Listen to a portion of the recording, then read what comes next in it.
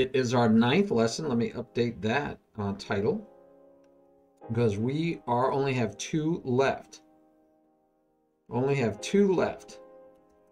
I could just say one left since we had a debacle where ThinkerTeacher tried to ruin my experiment and essentially did. He totally like busted my experiment, but we'll try to get past that and still give Wordy Girl two lessons. But technically, since I was trying to do 10 for me, my type of training, and see how good she can be after 10 lessons, after 8 lessons, ThinkerTeacher decided to invite Wordy Girl for a lesson of him.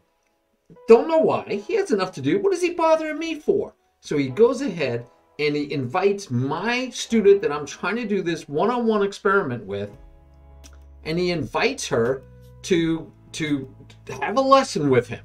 And he spends, I think it was like 2 to 3 hours giving her a lesson. There she is. Hello. Yes, I was this waiting in here. You said I was Hello. on Yes, I time was as waiting in always. here. And You said that's a joke. I was on because time as usually always. not. And that's A a joke, joke. 'cause I'm I'm usually not. time. But I was waiting in the thing. But I was waiting in the thing. So yes, you were. Let me see if I can stop my Hold on. echo. Go to Twitch there, so it gets that out of there. Now that might help it. All right. Now I gotta oh, and your picture is centered better already. You did that yourself. I love those ears. You know I do. I love those ears. So I was just telling all the raiders, thank you very much for the raid, that how ThinkerTeacher ruined our experiment. Tried to maybe successfully ruined our experiment by hijacking you and having you do a lesson with him so that I can't say this is how good she is after 10 lessons with me. Because now it's 8 lessons with me, 1 with ThinkerTeacher, and then maybe 2 more with me again. Urgh. So I talked to I told him, oh man, I almost banned him from the stream, guys. I was gonna ban him from my stream. All right, let's. Just, I mean, like, you can't wait 2 more lessons, 2 more weeks, you can't wait. And then you can have as many lessons with Wordy Girl as you like. But no, he's got to interrupt you in the middle of my lessons. Oh my goodness. I'm still waiting for my first chatter so I can log them. But meantime, oh, so frustrating. All right, Wordy Girl. Okay, trying to get past that ranting. Oh man, he's like the evil Zod, right? From Superman. He's like General Zod coming in and disrupting my experiment. Hey Murph. See, Murph is my first chatter. I am so happy you're my first chatter, Murph, because Murph understands my angst and my anger. But the nice thing about Murph is Wordy Girl has been a student of mine for, I don't know, for over a year easy. We've been working for over a year. He asks awesome questions, and he's so steady, and he always attends our class on Thursdays, just like you get classes on Tuesdays. He's been attending class on Thursdays, and what a great guy. Murph is just awesome. Willie, hey Willie Summers, how are you?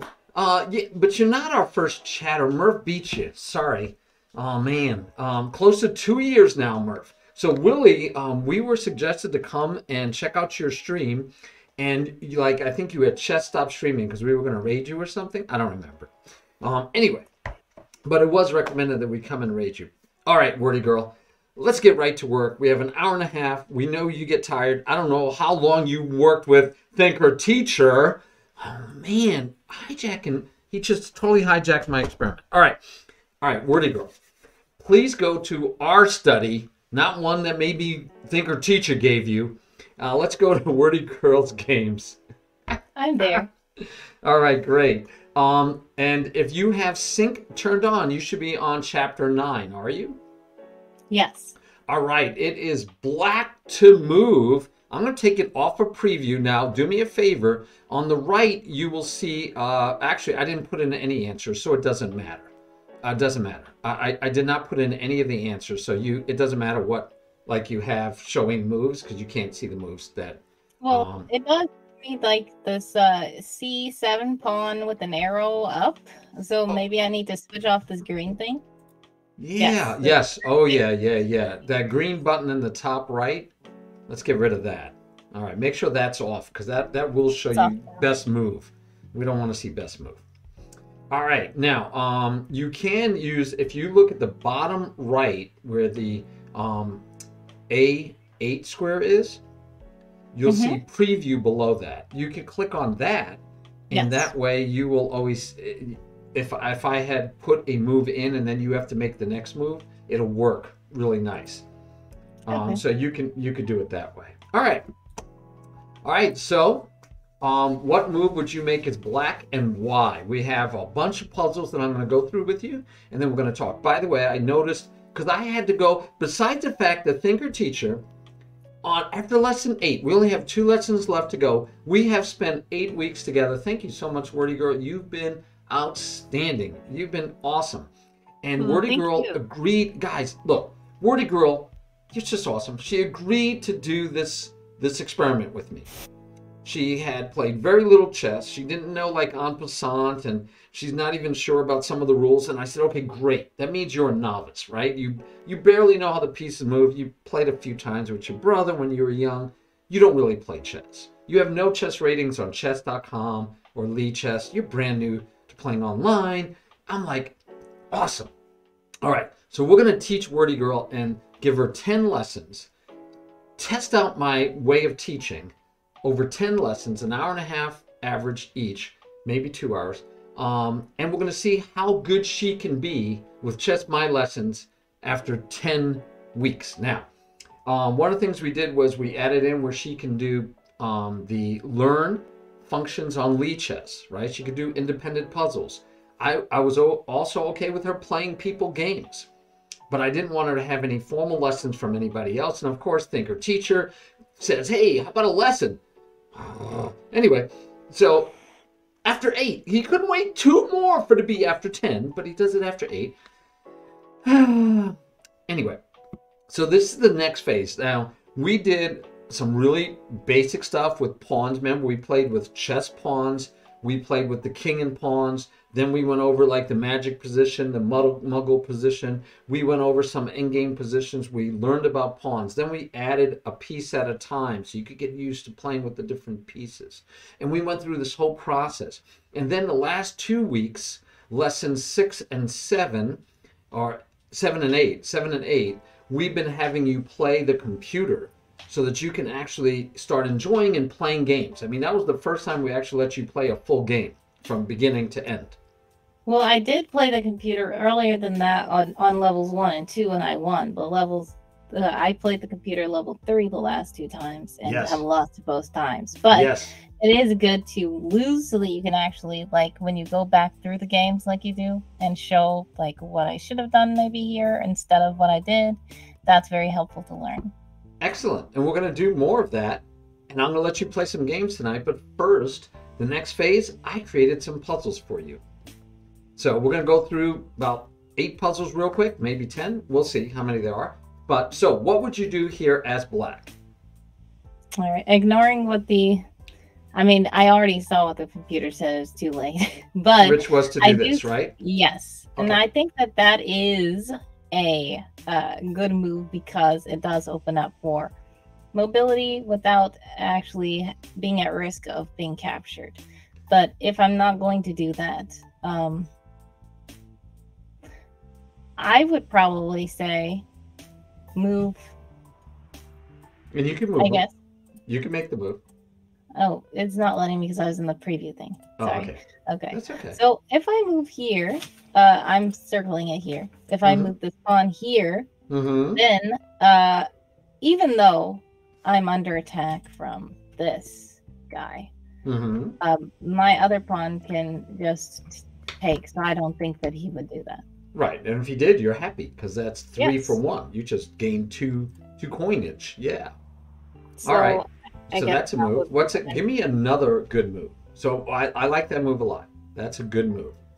Give me another good move. Now, before you do, let's talk about what the computer recommended because you saw it as the best move. And I can't argue with the computer. It's a fine move.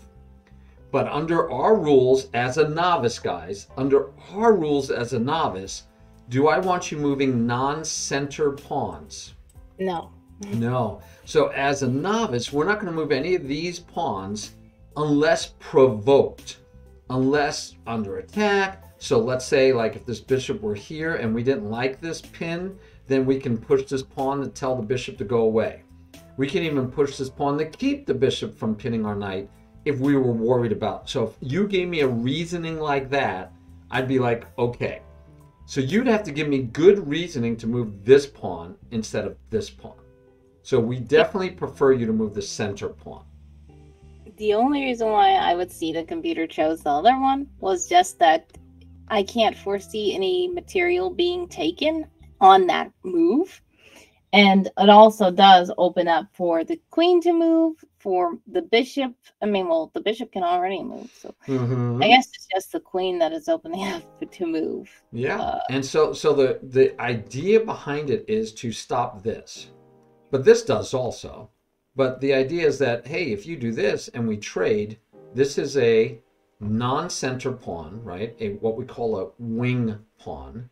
And this would be a center pawn that we would be trading. And you do remember that we said that pawns are more valuable as they move towards the center. Correct. So these two center pawns are our most valuable. This is a little less valuable. This is a lot less valuable. And this is like barely not even a quarter of a point, right? So yeah, that would be why. And it's valid. But for you, for training purposes, no, we are sticking with center pawns. Hey, Gridiron Grace, thank you so much for the sub. You are a kind gentleman, and we missed you. We haven't seen you in a long time. All right, actually, pawns are always the same value. They're always 1 point. No, disagree, Buster Butt. Bust, disagree. Computers now are so helpful in understanding chess. And one of the ways that the computers are helpful is it actually gives different values to the pawns depending on their location. So no, it's not. And the value of 1 is just an arbitrary thing that we always use for training purposes anyway. The same way the queen can be 9, 9.5, or 10. But the computers now have given center pawns a value of 1. The C and F pawn, I believe, Wordy Girl, are 0.5 something. The G and the B pawn are like 0.33, and the rook pawns are like 0.15 or 1.75. They're not even, I don't even think they're a full quarter of a point. So they're not the same. But thank you, because, you know, it's all about what works for the student to understand what you're trying to teach. And so the same way the queen could be 9, 9.5, or 10, Wordy Girl, I use the queen as just flat out 10 because it's easier. Yeah, I know, Harry. Don't get me started. Go back to the beginning of the stream in the VOD and you'll see that I am not happy about ThinkerTeacher hijacking my experiment and ruining it. Just totally invalidating my experiment. We're going to keep going. We're going to finish. I don't know what to say.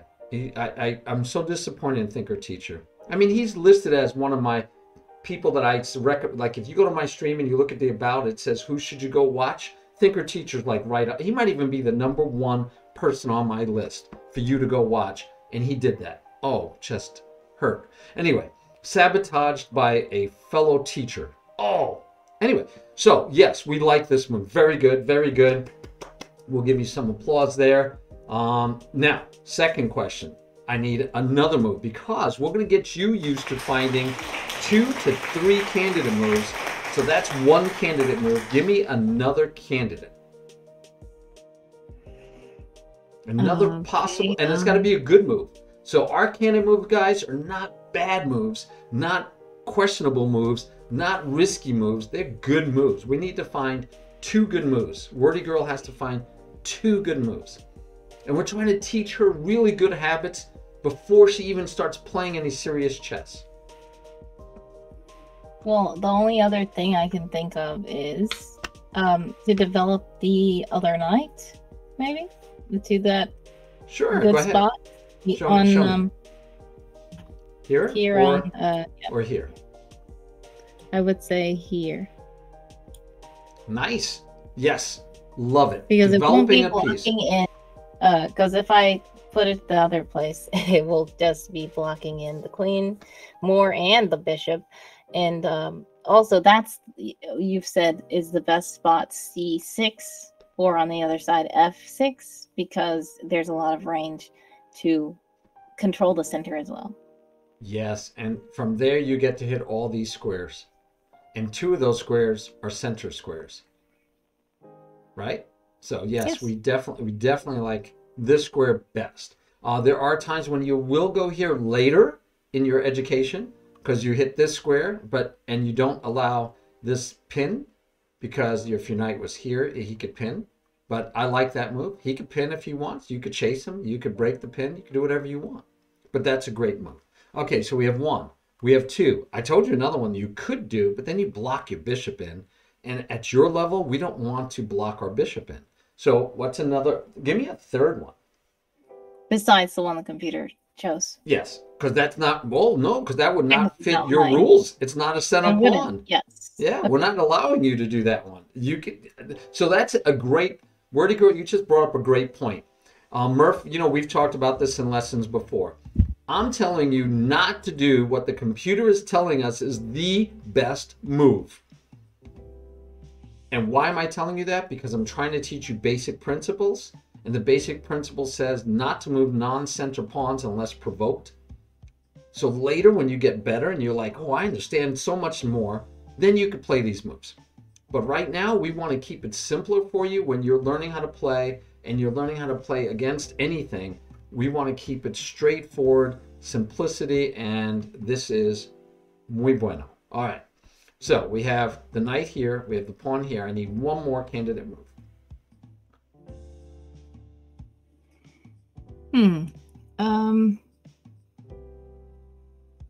Well, I see a couple of things that we could do. Okay.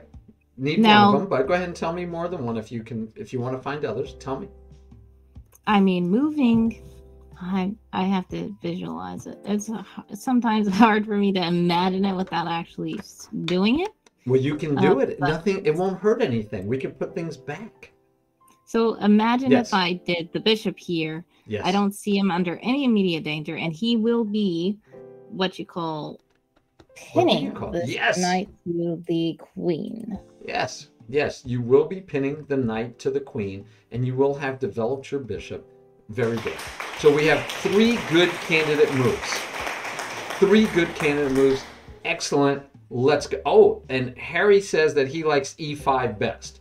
And I am E5? okay. E5, the first one that you came up with. I am happy with any of the 3 because all 3 are good moves as per our rules, right? We have development for the knight, development for the bishop, or we're moving a center pawn and occupying the actual center with our center pawn. So, yep. I'm happy with either one of those. Any of those. All right. Moving on to puzzle 2. No, she can't do G6, Kylie Polupo. Welcome. But no, she can't do because we are teaching novices and they're not allowed to move non-center pawns unless they have to. All right, so on this one, we have to put on the board white's move. You ready? There's white's move, and now it's your move. Okay. Wait, I had to go there manually for some reason. It says, okay. Wait, sync. I've clicked synced. Okay. Oh, here. Okay, I got it. Okay, sorry. The knight just moved from F3. Yes. Okay, good. All right, I'm on the right page. Black's move. So it's just what is the best thing for black to do in this point? Yes, we're just looking for a good move for black. Okay.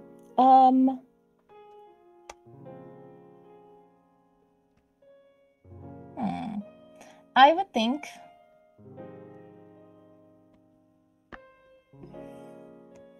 well, I've already lost one knight. Ooh, okay. So you checked and you're down a piece. Yes, and they have all their pieces still. They do. No, wait, they don't. They don't have a queen. They don't have a queen, neither do you. Okay. Well, I guess that's why I didn't notice it at first, because I noticed we both were. I just know that they have 2 knights and I have 1. And then I have everything else matching theirs. But we don't, neither of us have a queen. Let's see the pawns. I do have an extra pawn, it looks like. They have 6 pawns. I have 7 pawns. Yeah, so how about I was thinking about, since we've been doing the pins and skewers so much, I guess I'm just seeing this bishop here able to sit here. Okay. Now I don't really see any immediate attacking this square. Okay. But in this case, I will be attacking them. I guess I don't know what it will be called, because both of these pieces are equal. Yes. Would that be and just the one not behind it is, yeah, you're just attacking an undefended piece. So the knight on D4 we call an undefended piece, right? And yes, the piece behind it is protected, so it's not a pin, it's not a skewer, it's not a fork, it's just attacking an undefended piece. Okay, got it. Yep, that's fine. All right. So, okay, so that's yeah, one I would option. think that option, yeah. Okay. And that would also develop the bishop, get it out of there. And, I mean, well, it won't be able to castle immediately, but the king can already castle this side. Maybe that could be the next move. Just since it doesn't look like the king or the rooks have moved, maybe castling. Okay, castling could be a move. I can live with castling. Okay. Okay.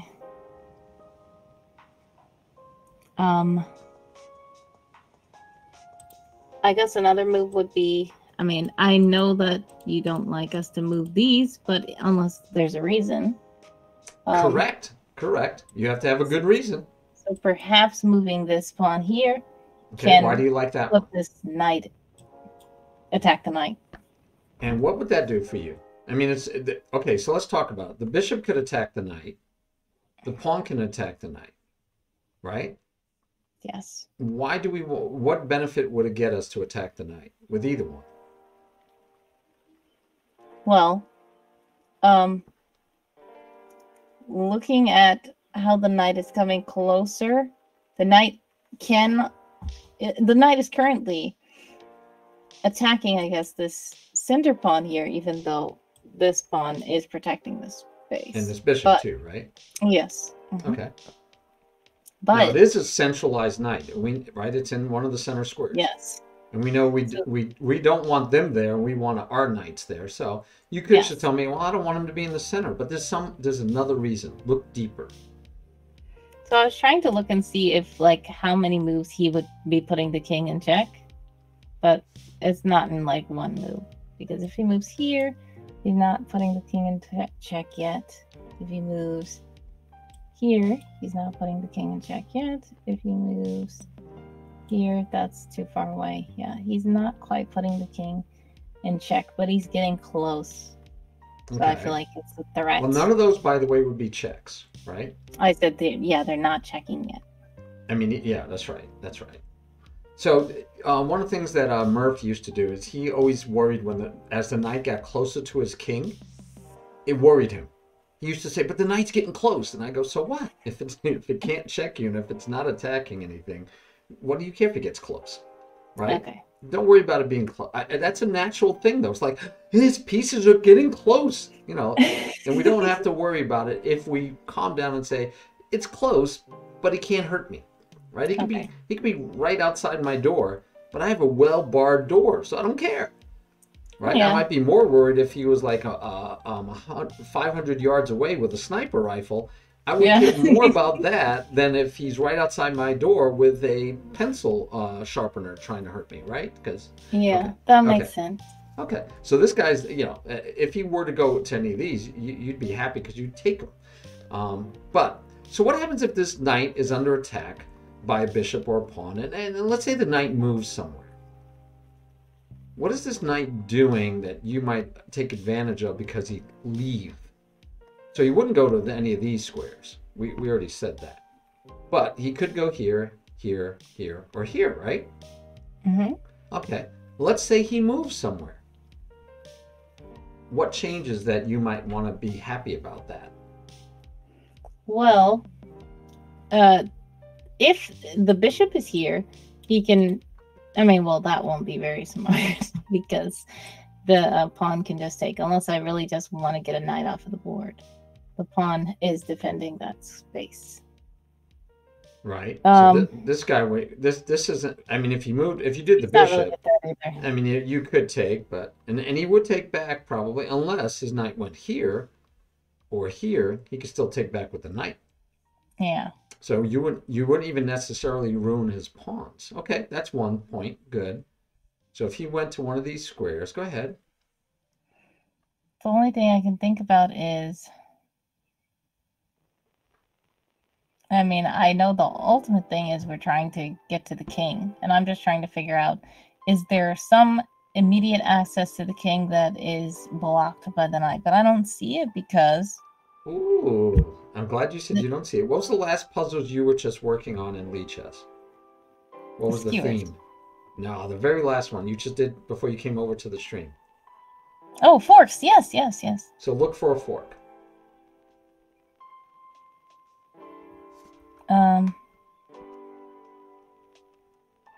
That he can do, or that I can do? That you can do. Or both. Okay.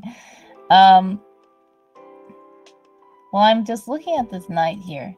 Okay. And then the bishop as well. So technically, not this one. Sorry, I don't know how to work these. Technically, this would be a fork because I will be attacking this pawn and the knight, but that doesn't really do anything. And you're already attacking the pawn. Exactly. And it's protected. No, there's another fork. Just make believe it's your move and white doesn't get a move. What would you do? Oh, okay. I just saw something. I was looking at this knight so much, but I was like, what can I do? I think this is probably the best move because, I mean, no, it's not. No, go ahead. It is protected. It is protected. But say it. Say it. But if I take this pawn, I will technically be attacking the king and attacking this rook. That's right. That's right. And so if you can do that move twice. This knight. Yeah. So what's protecting that pawn? The knight. So can you get rid of the knight and then you would take the pawn? Yes. So we call that removing the defender. So if you were to look, if you just analyze the board and say, okay, where can I go? I can go here, I can castle, I can go here, I could take here, I could take here, right? I'm just looking at what my pieces can do, all right? So let me just look at all these things. So the bishop can go here. Okay, not exciting. Bishop can go here and attack the knight. That feels, and the knight's undefended. So I like that potential as a quick check, right? I might do that one. Here, bishop can take me, the pawn can take me. And if I take the pawn, the rook can take me. Okay, so far, these two seemed feasible. And the only one that actually seemed interesting was this one. I could castle. Get my king to safety. That's almost always a good move. So I can, castle looks good too. What else do I have? Bishop, not doing anything, right? It's not doing anything. All right, the bishop doesn't do anything. I could push this pawn. I could push this pawn and attack the knight with a pawn. And I could get my center pawn into the center and that free my bishop. So that feels like, hey, that might be a good move too. I can free my bishop. Look at that. The pawn would get out of the way of my bishop, and I'd have a pawn in the center, and it would be attacking the knight. So that's another option. I could push this pawn, attacking the knight, chasing him away again, but okay, so undefended piece. I could take this pawn, well, let's go back to these. I could go here, but then the bishop and the pawn can take me. I could take here, but then the knight and the rook can take me. But I could take here, but the knight can take me. Wait, but that's the only piece that can take me. And if it's the only piece that can take me, can I get him to move? So one of our viewers said, yeah, knight, bishop to here chases the knight. So the question for you is, does that knight have to move? I mean, it doesn't, but no, it's wise to move. Well, he could protect it with the bishop. Yeah. But that would still work for you, right? Because if he protects with the bishop, you could take, he could take, and then you still get the check, and now you're attacking 3 pieces. And of course, the bishop can't attack you because That's right. the bishop doesn't move like the knight. So Excellent. yeah, it wasn't that space that was bad. It was the piece that was on the space that was able to do something. Exactly. So this move would not work for white. So white would have to find a different move. Let's say white went here, attacking. Look, this looks very familiar, doesn't it? I don't know why it keeps going out of sync again. Oh no. Let me click it too. I've clicked it too, so maybe it'll work better now that we're both on sync. I'm hoping it. Oh yeah, you're dragging me around. I think so. All right, so the bishop doesn't work, right? So maybe white has to look and say a different move. What happens if he moves here? And now he's threatening the same kind of fork as you are. Yeah. Hey, Zero. All right, so now if you fork me, I fork you, and it's just trading, right? Yep. And why is this under threat? Because look who left protection. The bishop. Yeah, and he could also go this way. And this way he's threatening the fork, and he's protecting the knight. Yeah. That's annoying. So if you take, he can take here first with check before you do, or he could just take your bishop, and then maybe you chase with the pawn, but then maybe he chases you. If you take, he takes, right? Yeah, not as good. I want to get more out of it. So if I left the bishop here to protect my pawn, I can use this pawn or this pawn. And by the way, because I'm attacking with the bishop, he's like, I don't have to leave. It's just a bishop. That's a trade. I can protect it. But if you attack with a pawn, can he just protect it with a bishop or with the knight? No, because then you're going to take it with a pawn. And watch this. If he says, well, you attacked me, I'll attack you. What would you do now as black? Well,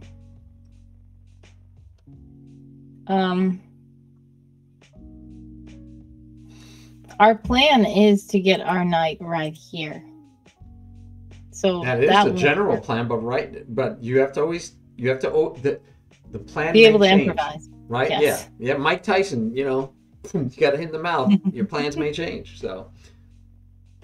All right. So yeah. So obviously, this would stop that whole plan. If I were to just go ahead and take, it would be good to have a pawn in the center, and this knight isn't protected. So, but if I wanted to save this knight, where could I move to? Well, do that again. So you said if you take, what does white do? If I take, white will probably take here. And then it's your move again. So I just want you all to listen. What we're doing is we're thinking 2 moves, not even 3 moves ahead, 2 moves ahead. We said, if I take, white takes here, that's 1 full move. Now you can think of it as half moves. You could say each one is, I don't care how you kind of count, but we want to get to the point where we do, I do, he does, I do, he does. That's 2 full moves. All right, so that was 1 move. Now it's your move again. Visualize those pieces where they are now after they take. What do you do next? Well, it would make sense to go ahead and take his other knight since he didn't move. And then what can he do? Nothing. I mean, well, he can take with the pawn, but now he doesn't have a knight. So for 1 knight, we got 2 of his knights. Correct. For 1 knight and a pawn, because he'll probably get the pawn. Right? You take, he takes, you take, he takes. He ended up with the pawn and the knight for 2 knights, which is 6 points versus 4 points. Yeah. So you're up 2 whole points, 2 pawns, 2 points. Good to go. So the best move here, when you look at it, is not the bishop because it's an equal trade. So now he can find other resources. And the bishop was doing a very important job that he's going to be threatening just like you're threatening. All right. Excellent. Excellent. So now based on that, I'd say your candidate moves are E4, E5, because the same thing happens. He has to move his knight, and then we get to take this pawn, and if he doesn't, then we get to take and take. C5, which is right, is a non-center pawn, but by the way, you're basically out of the opening anyway, so now you're allowed. Remember, only moving center pawns is only during the first 10 to 12 moves. It's the opening, and we're on move 11. So queens have been traded, right? You're out of the opening. You're into the middle game. You can move anything you want in the middle game.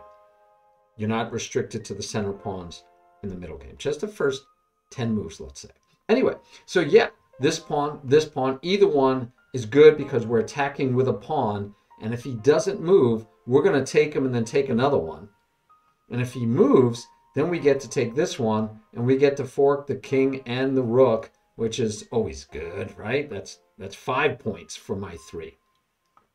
Beautiful. So castling is not a bad move. Castling would say, hey, I made a safe move, but here you can win. You're going to win material. You're going to win either 2 knights for a knight and a pawn, or you're going to win the fork with the pawn. You even get the pawn with the fork. Yeah, instead of just playing it safe, in this case, there are lots of offense moves that are good and maybe even better at this point in the game. Yes. Very good. Very good. Yes, Callie, very good, Callie. On DST, I will do one calibration. He said, this position reminds me of the importance of castling early. It is dangerous opening the position when you have not castled.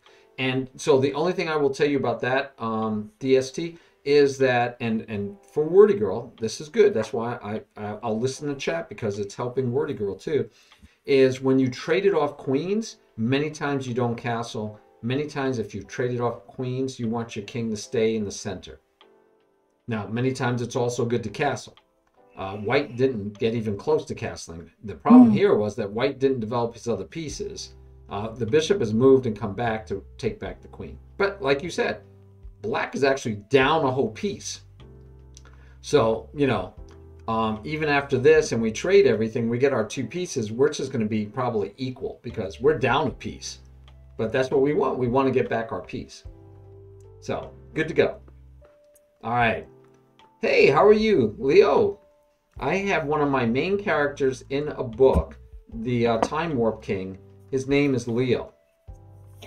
Cool. So, yeah, I love that book. I still want to read the Time Warp King. I wanted to know, do you guys have that in an audiobook? Not yet. I've been see that's a great. So Wordy Girl knows that I write. She writes. Guys, check out her stream when you get a chance. Let me give her a hey. Great. I have friends from Brazil, at least friends that speak Portuguese, I should say. But welcome from Brazil. We love that. Let me give a shout out to Wordy Girl. But I will tell you guys that she writes. I write. She has Secret Agent and someone. Right? Someone. Yes. All right. I just finished listening to chapter 2, by the way. Oh, really? Wow. I have only one complaint. What? I wanted to say something at the end of the chapter like, this is the end of chapter 1. You know, because I was like, I'm listening to silence and I'm like, okay, it's done. Okay, it is, okay, it's not, nothing is, it's done. Okay, the chapter's over. So I wanted, you know, something that said, I'm at the end of the chapter. If you put them together and it was one long audiobook, then of course you don't need to because the next chapter would start after a pause. But if I'm listening to them separate, it's nice to know that I'm at the end of that recording and I can then fire up the next one. I loved it. Nice. I thought you did a great job of writing. I believed in the characters. I believed in the way they were thinking. I liked the way they interacted. And I loved the voice acting was very good. There was only one time in the second chapter where the volume got low. And I don't know if it's my fault or... Oh, okay. I think that's probably my fault. I have to go back to the audio again. But that's why I said with Audible and like... not Kindle because that's not audiobooks, but with Audible and like the Amazon ACX and stuff like that, that is why they do force you to do all that stuff, and it's very annoying to try to get all the audio that same, but it does make a difference to the listeners because it's annoying when you're listening and then it goes down and you have to turn it up and then it goes back up and you're like, whoa, and you have to turn it down. That's one of the things that ACX tries to avoid. So yeah, I do have to do some improvement in that area, even though it's very annoying to do that audio like that with the ACX standards. But I appreciate you listening to it, and I'm glad that you enjoyed it. And sorry for the. I will have to be throwing you some bits and coins or subscriptions or something. You deserve it. That was really good. So, Wordy Girl's talking about that I've written 2 novels out now. One is The Time Warp King. It's a science fiction time travel YA to adult book, but that one I would say that leans more YA than adult. Okay, and then I just finished The Adventures of Sherlock the Gnome, which is a YA adult, which leans more towards the adult side than YA. And I just finished having our audiobook done, and Wordy Girl, I've never tried, so I've done one audiobook, it was a business book via Audible. This time I'm using Findaway Voices, which their primary distribution is Spotify. But they also distribute out to like 40 different platforms, including Audible. And I have to wait 14 days after I got through the approval process, 14 days to get my free codes for you guys. And I'm going to be giving away codes on stream as rewards. I've already decided that. That's cool. Thank you. So you guys can win a free audiobook at some point, but I have to wait 14 days to get my codes, which is April 6th. Meantime, while I'm waiting to get my codes around April 6th, they sent me an email today that said, we found your book, my audiobook, on 3 different platforms already. So 3 different platforms that they've submitted it to have now listed my book. Nice. So yeah, it feels great. But after doing such a great job on the book, I'm so tempted now to have The Time Warp King turned into an audiobook also. Because I really, really like Time Warp King, and I think it would be a great audiobook. So I am super tempted to have that turned into an audiobook. It is not one yet, but, and by the way, I'm sporting my my hat for Wordy Girl's Mad Hatter. She's doing March Madness and the Mad Hatter. Mine don't flap, but I love that. So I'm wearing my Sherlock the Gnome hat. Yeah, in our chat earlier, when we first joined, I think somebody did say, "Nice hats, guys." yes, we did get nice hats. All right, so awesome. We are in this one simple puzzle. We're seeing remove the defender. We see a fork, right? And we have to pick the right way to remove the defender because we want to keep defending here. Outstanding job. All right, moving on. Next puzzle. Ready? I got to put the move up.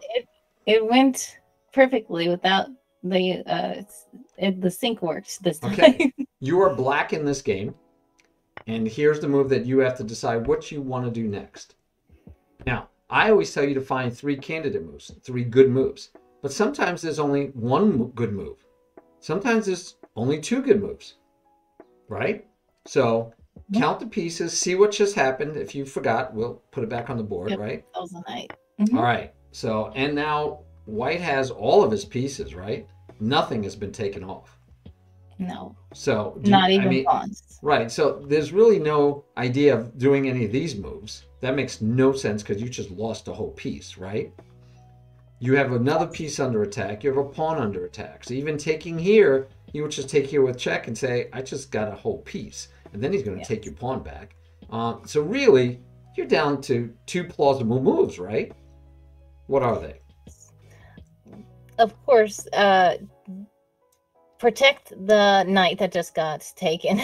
I'm looking at the bishop, but as you say, sometimes it's better to take with a pawn. I know that I have not developed though, so that is the thing. If I take with this pawn, it might be okay because I do have a reason to do it.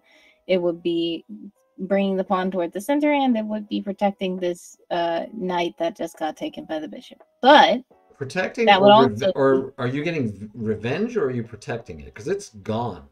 Well, it's gone. So it was already protected by this piece. Yes. Okay. So what do you call that? I get what you, no, that's fine. You're saying it was protecting it. Okay. I just don't know the terminology of what. Yeah, you're just taking back. But yeah, it is revenge technically. Yes. Taking yes. back. Okay. Yes. Okay. Go ahead. Recapture. So he captured my knight. Now I'm going to recapture. I'm going to capture his bishop in exchange, right? I'm going to exchange my knight for his bishop. So those are ways you might say that. I'm exchanging or I'm recapturing.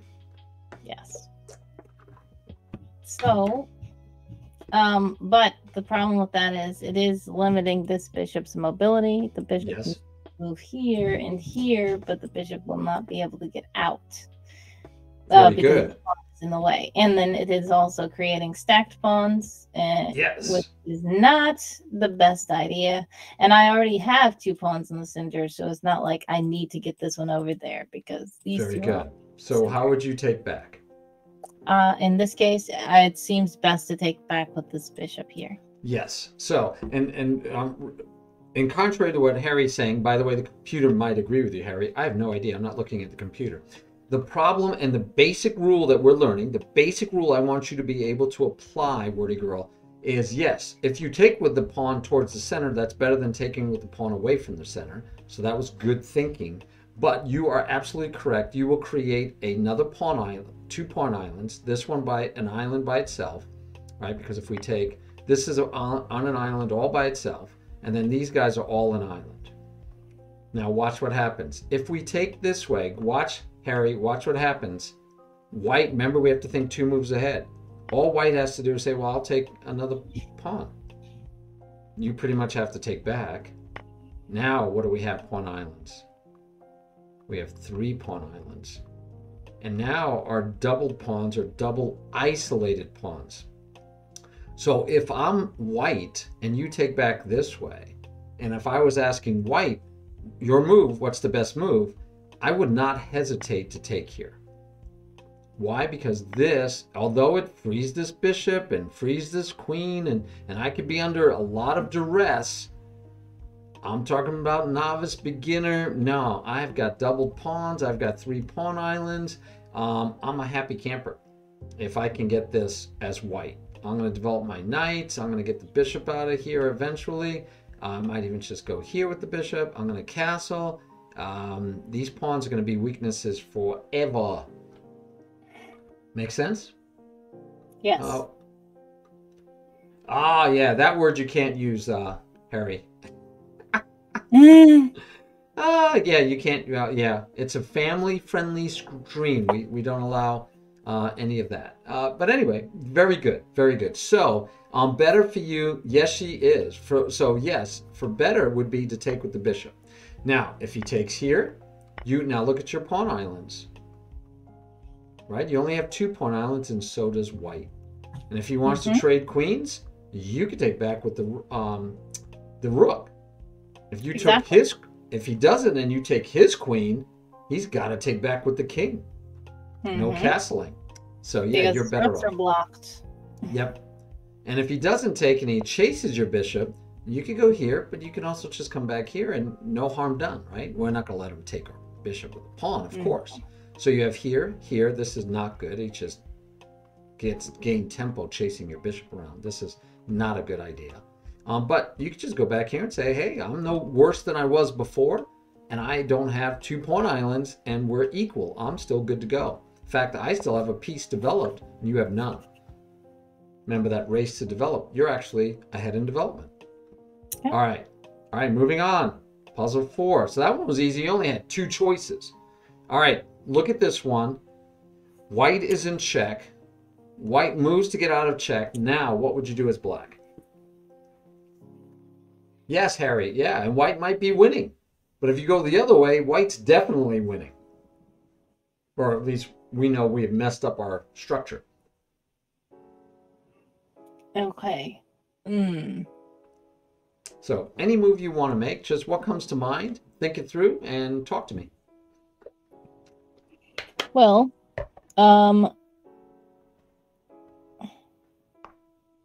already the bishop is under attack by this rook. That's what I'm seeing, but the queen is protecting the bishop.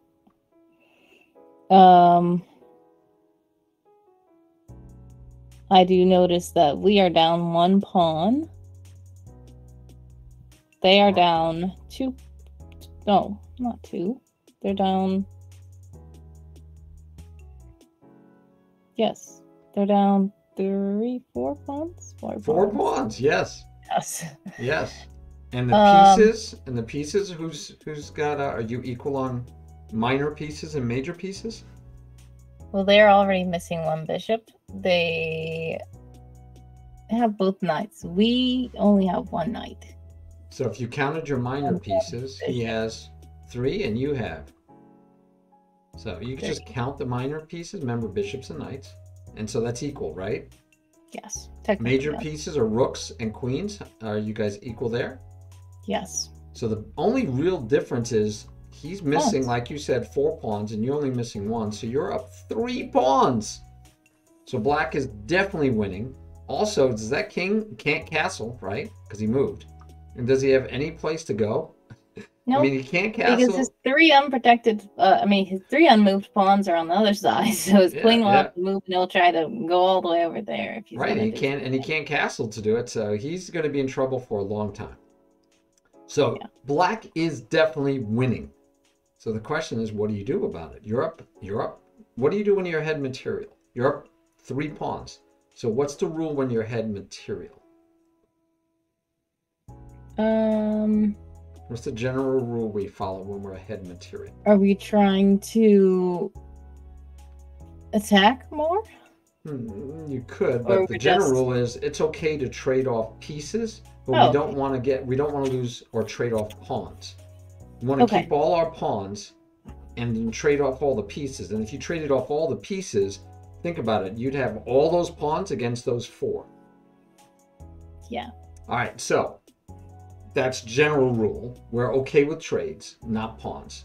And at the opening, what do you want to do? Harry's got it right. What do you want to do in the beginning? Is develop your pieces. So what piece do you have left to develop? We have this knight and the queen. Okay. So can you develop either one of those? And where would you develop them to if you wanted to? So if I was developing the knight, I'd probably move to f6, the best position at this point for the knight. And that will also free up for my king to castle behind 3 unmoved pawns instead of over the other side where there's 1. But you might not be in a big rush since he can attack you easily. You might stay in the center for a while. But anyway, that's a different story. But can you play knight to f6? Is there anything wrong with playing knight to f6? Oh, well, it's not under attack, but I do notice that it's cutting off my queen's mobility. Okay, so your queen would have less mobility. Any other reason not to do it?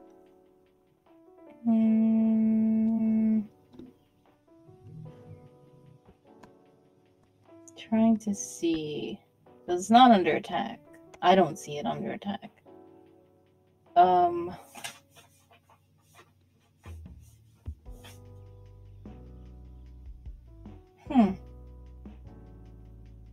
I just feel like it's blocking too much. Okay, let's do a little experiment. I'm gonna put it here. Is there anything wrong with there? Besides the fact it's not the best square.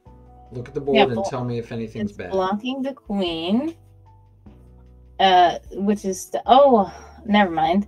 Well, I did say it's cutting off the queen's mobility, but I didn't also realize that the queen is protecting the bishop. So at this point, the rook can just take the bishop with no consequence. Now, what's interesting is I think if I told you to put the knight here, you might have seen it faster because you're like, I did. Queen can't move at all, right? The distance. Yeah, but putting it here, you forget that the queen was doing this because you say, oh, the queen could still move.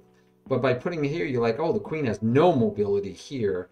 It's like I'm short-sighted. Yeah, that's okay. So we want to move the knight, right? And we don't want to move it here because then maybe he takes and we double up our pawns, and we don't want to double up our pawns, right? We're winning. We have such beautiful pawns. So we want to put our knight here. So what do we have to do to move our knight here? We have to deal with the fact that this is got only one protector. So how you're would you either going to ahead, move the bishop, okay, where to? But that was one choice. What was the other choice? Or move the queen out here first. Okay, and then maybe move the knight here. Okay, I'd accept that. That would be acceptable planning. The queen here though does not that he can get there, but he could go. Oh, he could go this way. You can go here and attack your queen and attack the pawn, which would be a fork. Yeah. So then your queen, if we're thinking 2 moves ahead, you know, this is a possibility. Yes. I can't take. It's well protected. And so now how do I protect this from the fork and protect my queen? You'd have to undevelop and go back. Yeah, yeah. And then he can even be tricky and take your bishop. Because then if you take, then he gets to go here, check, and you get to pick, and then he gets to take this one. Yeah. Right? That'd be annoying. Very. Okay, so the queen would be one idea, but we have to think at least one more move ahead and say, but if we go here, what would he do? And he can come here and fork my pawn and my queen. So what else can I do? I like your moving the bishop idea. Where would you move it to? The bishop.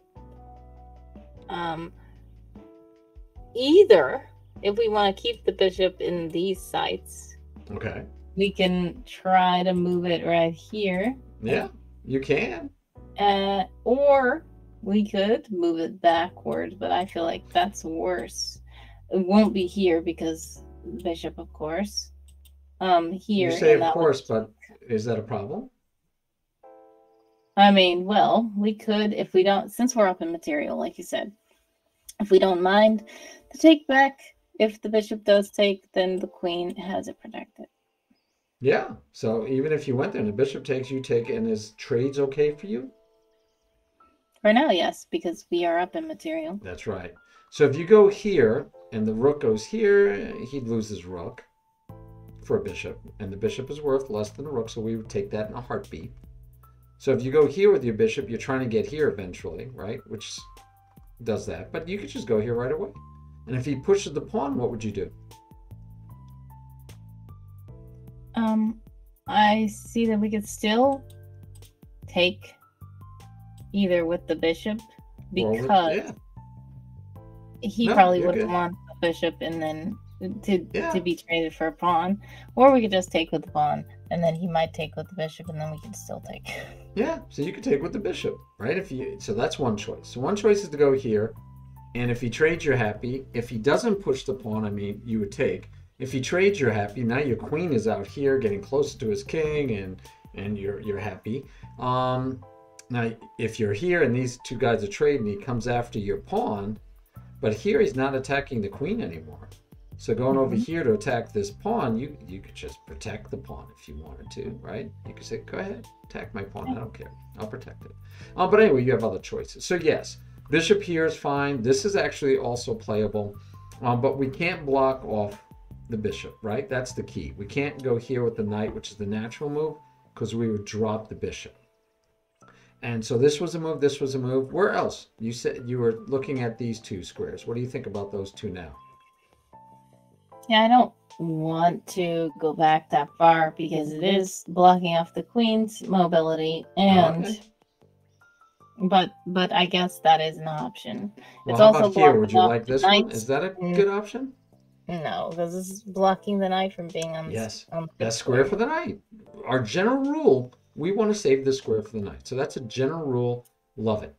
So Callie said that he or she may go here, which I think is okay, Callie, but we're attacking something that's protected twice, and we're moving a developed piece twice. So I would prefer you not to move a developed piece twice. I'd prefer you get this knight into the game and castle. Or not even castle, but get the knight into the game. Get all your pieces into the game. Get all those pieces into the game. So he said, or he said he could do rook to b8, and rook to b8 is nice because you attack a pawn. Can't argue with the attacking a pawn, but then he gets to take, then you get to take, and we're trading off pawns, and we're still not developing our other pieces. So yeah, the best move I think right now is probably the bishop here, or here, or here, so that you can then get the knight out to the best square, and then hopefully take advantage of this poorly placed king. That king is not well placed. Okay, but no, that's fine. Good job. Good job. All right, moving on. Ready? Yes. There's the move. You got to find a move for black. Already, I don't think that that's a good thing, moving that king into the corner. But I don't think we can immediately put the king in check or anything. So I guess he's trying to protect the king. First, I'll analyze the pieces that we have. Okay. We both have queens. We both have 2 rooks. We both have 1 bishop. We both have 1 knight. Very good. And we both have... No, I have more pawns again than this. Yes. They have 4 pawns. We have 6 pawns. So who's winning based on material? Me, again. Yes. Yes. Very good. All right. So what are you going to do here? All right. So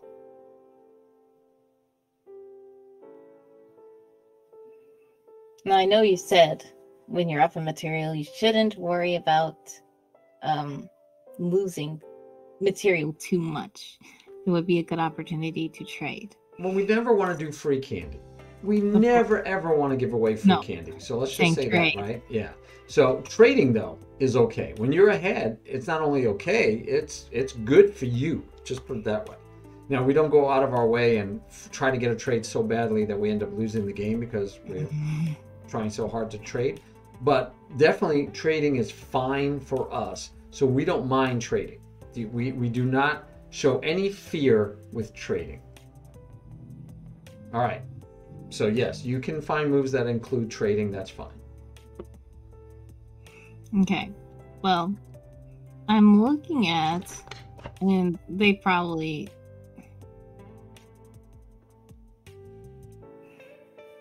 I'm trying to see what they would do. Right now, I guess the king being right there is good for us if we can get to him. I was looking at this knight maybe moving to h4, but it's a little bit random and weird. But if the rook were to take, the queen could take, and then the king would be in check, unprotected. But I don't think that anybody would take because that's not really wise. No. So I would look maybe at what else can I take?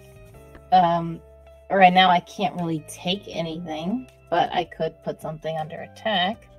If I move this, if I push the pawn here, I will be putting the queen under attack, and the bishop is protecting, so the queen would probably logically run away. Oh yeah, you chase a queen with a pawn, unless they can say check there or attack your queen, they're probably running away. Yeah. So yeah, you could probably force them to run away, but keep going, because you're looking for 2 to 3 good moves.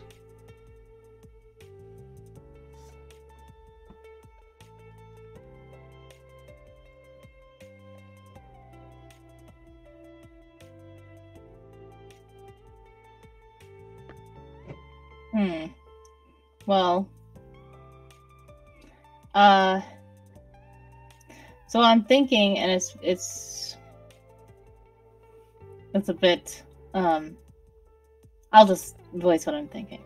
Yeah. So if I move my arrows, feel free. Queen here, then of course either the queen will take the queen, but then I can just easily take with the bishop, so I really don't mind that because I don't think that that would happen. So the queen will either try to move, and if the queen moves, then I will I can take this pawn and the king will be in check.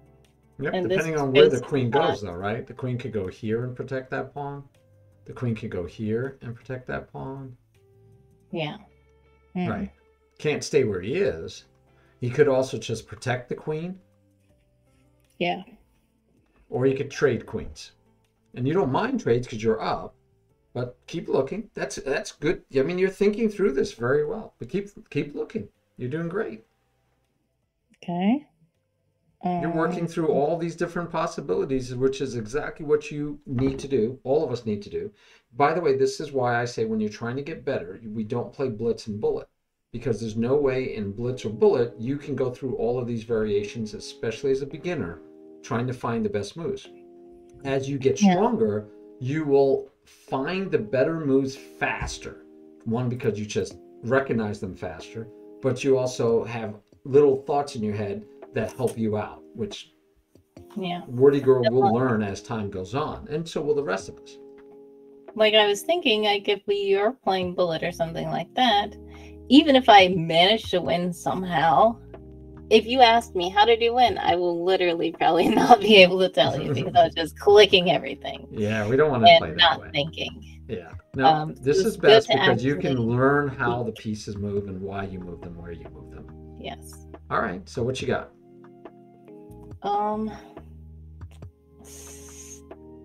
I mean, this knight I'm looking at maybe can create a fork, but it's not too valuable of a fork. I'm just trying to do all the possibilities. Okay. So if the knight goes here, the queen can take, but of course my pawn is there, so I doubt that would do that. But from here, the knight is attacking this pawn, the knight is attacking this knight, the knight is attacking this pawn. Yeah. Knights are so great. Yeah. But that also means this knight is attacking that square. Very good. Anytime your knight attacks a knight, that means they are also under attack by that same knight. Awesome observation, Watson. Lotswin, I am so happy. That was so good. Okay. So, yeah. Even though the queen, if the queen took, I could take the pawn. That doesn't make sense. Disavow that altogether. I know. I'm saying since that's not logical, what would probably more likely happen is that the knight will take, and then if the pawn takes, then the queen will take the pawn. And now the queen has my pawn and my knight for just the knight. Yeah. So I don't think that's a good move, even though it's attacking a lot. Okay. We're doing great so far. I mean, another thing is if we move the knight back, like here, which is kind of not good. It doesn't feel right, but it could be attacking this queen. So that's the only kind of thing I see from that. It's also giving the bishop more range. So in case the bishop needs to go out, the bishop can. And it's not blocking this queen either. Okay. So you're chasing the queen, you're kind of getting that, and you get the knight out of the way. I like it. So that's definitely, let's make that a candidate move. That's the first one that looked pretty solid no matter what, right? Okay. I mean, if the queen runs over here and takes that pawn, what would you do? Well, a thing that I could do is put the rook here, which will just chase the queen because the queen would probably not want to take the rook because the other rook is protecting it. Oh, yeah, but you have better. If that queen goes over there, what does that change, right? If that queen is over there, what is it not doing anymore that's doing here? It's doing something here. Well, it's getting close to the king over here. It's trying to probably get in. So, I mean, it's also protecting its own king, kind of. So if the queen does move over here, I can pin this pawn. You can pin it. King. Very good. Very good. So that might be something for you to think about. But if you go over here and your knight's here, do you need to pin the pawn or can you just take it? My knight's here. The queen's gone. Yeah, the queen is now not protecting the pawn, so my queen can just go here. Yeah. And that's the king in check. And there's no immediate... I mean, the only thing that can happen is the rook gets in the way. And then maybe you back it up with your bishop, so you're threatening to take the rook, and you can have fun maybe. Yeah. Yeah, good things could happen. Okay, so I like that. So if the queen goes here, you're going to take the pawn. What happens if the queen goes here? Your knight's here. Remember, we're thinking 2 moves ahead, so what would you want to do in that case?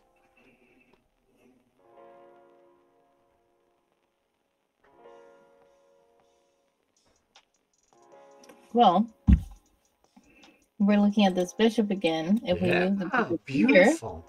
Here, beautiful. So if you go here, and he goes here, and you go here, is your bishop protected? Yes. By what? By the knight. Is that it? It's also protected by the queen now. Very because good. it's Very out of the good. way. So if the queen moves back here, what would you do? Then I could take this Yes. pawn with the bishop, and Or, if the queen takes, right. then I could take with the queen and Right. still check. And if you take with the bishop, he won't take with the queen because he'd lose a queen for the bishop. But you could also take with the queen if you wanted to. And then if he takes back, then you take back with check, right? Yes, but doing this would already check, so unless Well, let's take a look. So if he were to go back here, you have choices which one to take with. So which one would you take with? I mean, if I take with the queen, what would happen? Think 2 moves then ahead. he would probably take with his queen. Probably. And then I would just take with the bishop, and he will still be in check unprotected. And then what does he have to do? Be able to move this, and then I could just take that, but then he could also move here. Well, he could. Let's say he doesn't give up his rook, but let's say he moves his king. And so then it's worse because... Okay, we do all this taking, and then the king moves here. Now, what could you do? The bishop, unfortunately, can't do as much as the queen. That's why I think that I want to keep going, keep looking. What's different? Okay. What's different? So you're saying my bishop is right here? Correct. And then the king moves here? Right. Okay. And the queens are off the board. Okay. No queens. Now what would be your next move? So this is your third move we're thinking ahead. Queen takes, bishop takes. Now the third move, what would it be? Well, if I take this knight, then the rook can just take the bishop. Right. So what else could you do? That's one option, yes. If you take the rook, would just take you. But do you have any other options? Yes. If I move my rook here, can he take you back? He cannot take back. So you'd win a whole nother piece. Yes. But if you take with the bishop, we know he's not going to take with the queen. So he's either going to put the rook in between or he's going to move his king. And now you have to figure out your next move, which still might be okay. But which way is easier for you to see that you could win material?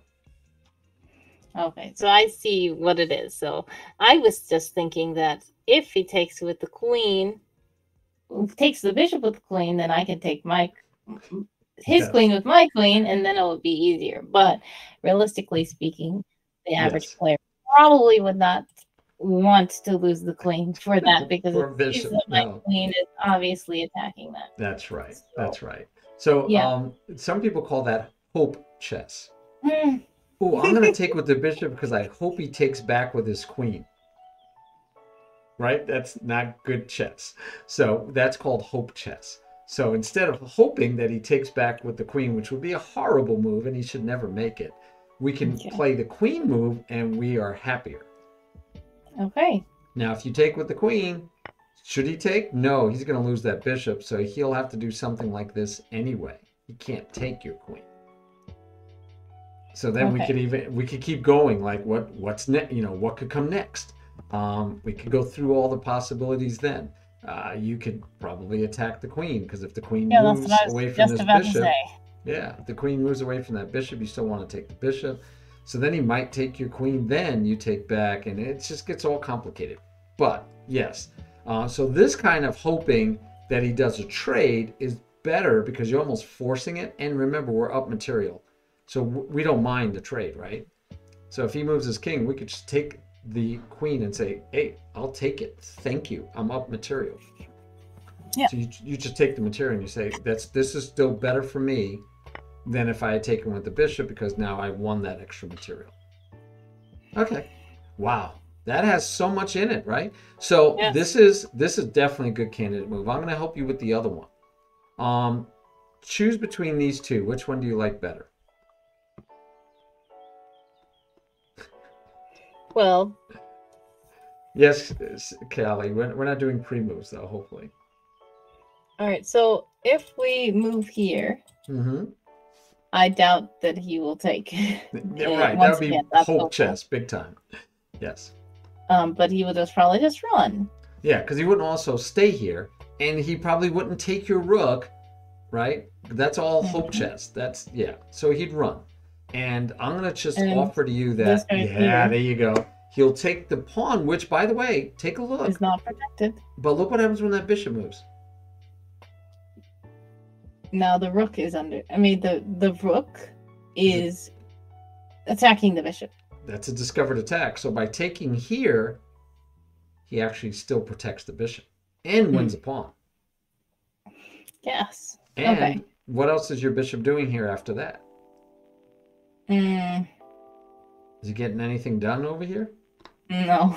No. They're just putting this pawn under attack, I guess. We gotta put the king back there before we do this. Right. Oh yes. So yeah, this one, if he takes here, I'm sorry, takes here, then we're like, okay, what do I do next? So go ahead. And what happens if you go the other way? All right. So the other way, I think, is he protected? Is the bishop protected? Bit better. Yes, the bishop is still protected by the queen. Very good. And which is hard for beginners to see. I don't think the queen would take the bishop for the queen Again, trade. hope chess, right? And he's not going to take here, and he's not going to take here. So if you go here, and he does the same, because now he still has this problem. He still has this problem. So he protects the bishop. What's your next move?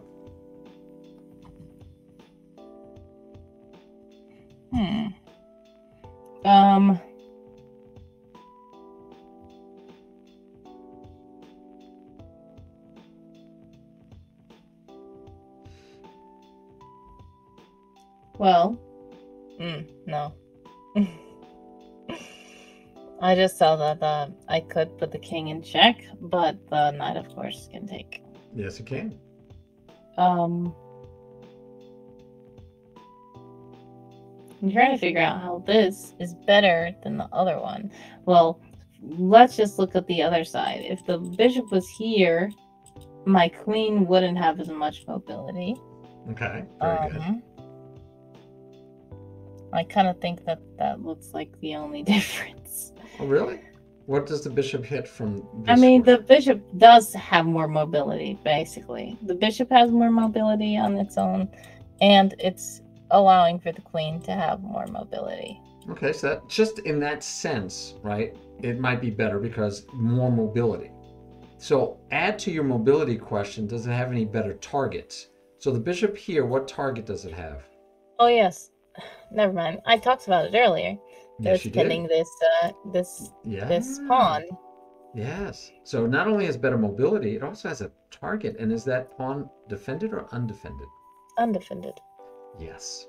So the queen, this move discovered an attack on the bishop. We call this an X-ray attack because the queen, right? I'm going to go through the queen and I'm attacking the bishop. And I'm also attacking this pawn with the same move.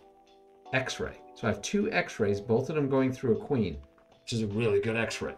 And if that was a king, it'd even be a better X-ray, right? Because it'd be check. But X-rays are great.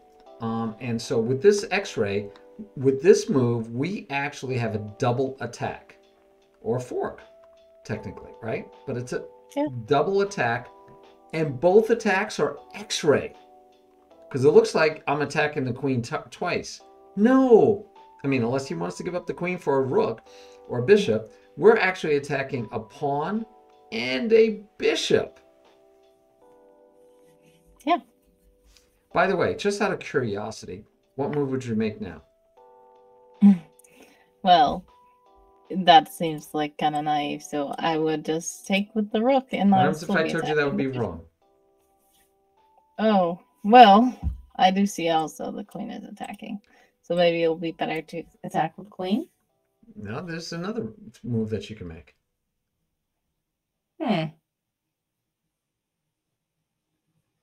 By the way, rook takes queen, fine move. You can play it. It's fine. It wins. It wins. But there's another move that you could make, and you might decide you like it better. All right, so not rook and not queen. I mean, at least not taking this queen. I feel like we should take the queen. Right. And I agree. We better take that queen, but do we have to take it right away? Do we have any in-between moves?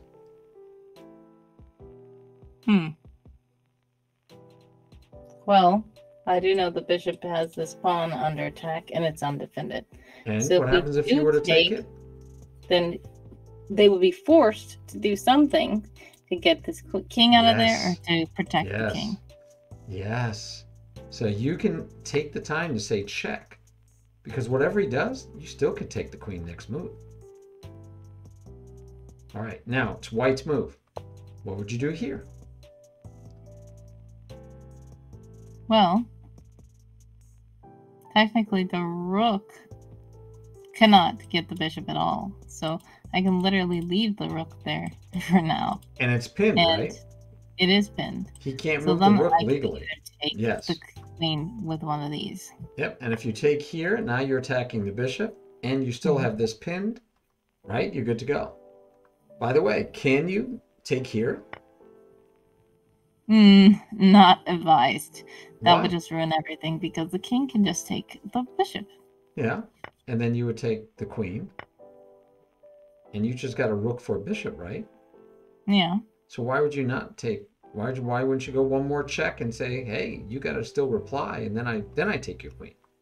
What would be the benefit of not taking and taking the queen first? Because last time we said, right, we said take the pawn first. Don't take the queen. So why not take the rook first? It's still 5 for 3. Well, yeah, I guess, because technically then they wouldn't be able to move their queen away either. That move would be the king taking the bishop, so That's then right. I could still take the queen on the next time. Yeah, so I guess we could to just get the rook off the board. We definitely can. Now, is there a better reason is there a reason to take here though instead? I feel like that's better, because then this their bishop is under attack, as well as their rook is still pinned and cannot move. Yes. So we can do a lot of stuff. We can just start taking all their guys while the rook can't do anything because he's pinned. So here it's better to take the queen. Why? Because this rook cannot legally move. You can't do anything about it. And now you're attacking the bishop as well as attacking the rook. And then depending on where the bishop goes, or maybe he'll protect the bishop, then you could do things like, oh, now I can attack the rook twice. Exactly. Even with your queen, because the rook can't take your queen. Or you could attack the rook this way, right? Because you'll have more moves that you can make. So when we have an absolute pin, let's think of it this way. When we have an absolute pin, we don't have to rush, because that rook cannot legally move. And if the king were to move, then we could take, right? Once the pin is broken, then we can say, oh, we'll grab it up right away. Mm-hmm. But until the king moves, that rook is eternally pinned. It is a absolute pin. And so we can take our time and attack here first. And if he does things like this, you can say, okay, I'm going to go here, and now I have 2 attacking. And yeah, he can move the bishop and attack your rook, which looks like you're going to get checkmated. But of course, if he moves his bishop, you can attack his rook. Right? Exactly. Moves like this, you just say checkmate, or at least check. It'll be mate soon. It'll be mate soon. Next move, checkmate. No matter what he does, you could just take here next, because the bishop and the rook. And in fact, you could just ignore the rook altogether and just go checkmate right away. All right, we're doing great. White to move. Okay. Simpler board, and this is ready. This is black's move. What do you do as white? Okay, well, already I feel like white is in a good position. There are 2 pawns in the center. Well, now black has a pawn in the center. The knights are developed into the best spot, but both of them are. Now, that move the black did just made us kind of equal. Exactly, almost symmetrical. Yeah, except count the pawns again? Well, technically now I have less pawns than him, because he used his pawn to take mine. Yes. But and what's that other pawn than doing? that, we both have 1 pawn in the center. We both have all of our pieces, and we have both of our knights on the good squares. Yes. Now, the pawn that he just moved is now attacking my knight. Ooh, okay. So what do you go ahead. You're doing great. Keep thinking it through. What are you going to do as white? I guess instinct would probably be to use the knight to to take. But there then you go. this knight would take. Very simple, right? Take the piece. Yeah, you could just take the knight, because if he takes back, you take back with your queen, right? Yes. Yes. All right. That's what I'd want to see if you're playing a game. Callie says that that the theory says the best move is this one in the position. I have no idea, Callie. Let's see. That says black is a little bit ahead. And let's see if you take this way. What does it say? It says this is better. So the computer says by the bar, this is better than this. This one, it says black is actually a little bit better still. And I wouldn't want you to do this as a beginner anyway. They took a piece and we didn't take back. Yeah. Now you probably don't want to take here, because then the queen pins your knight and it gets ugly and you have problems. But you could just develop a piece. You can kind of ignore this going here, and you keep your pawn a little longer. But anyway, yeah, this is that. So you'd have to look it up. But yeah, if it's better, it's this just taking. Computer likes that better. All right. Just want to help with that one since. But yes, that was much better. Yes, good move. All right. So here, ready? Ready? Mm-hmm. This is the move black makes. Go ahead and do your analysis again and find your move. Well, once again, the knight can attack that space. This C knight.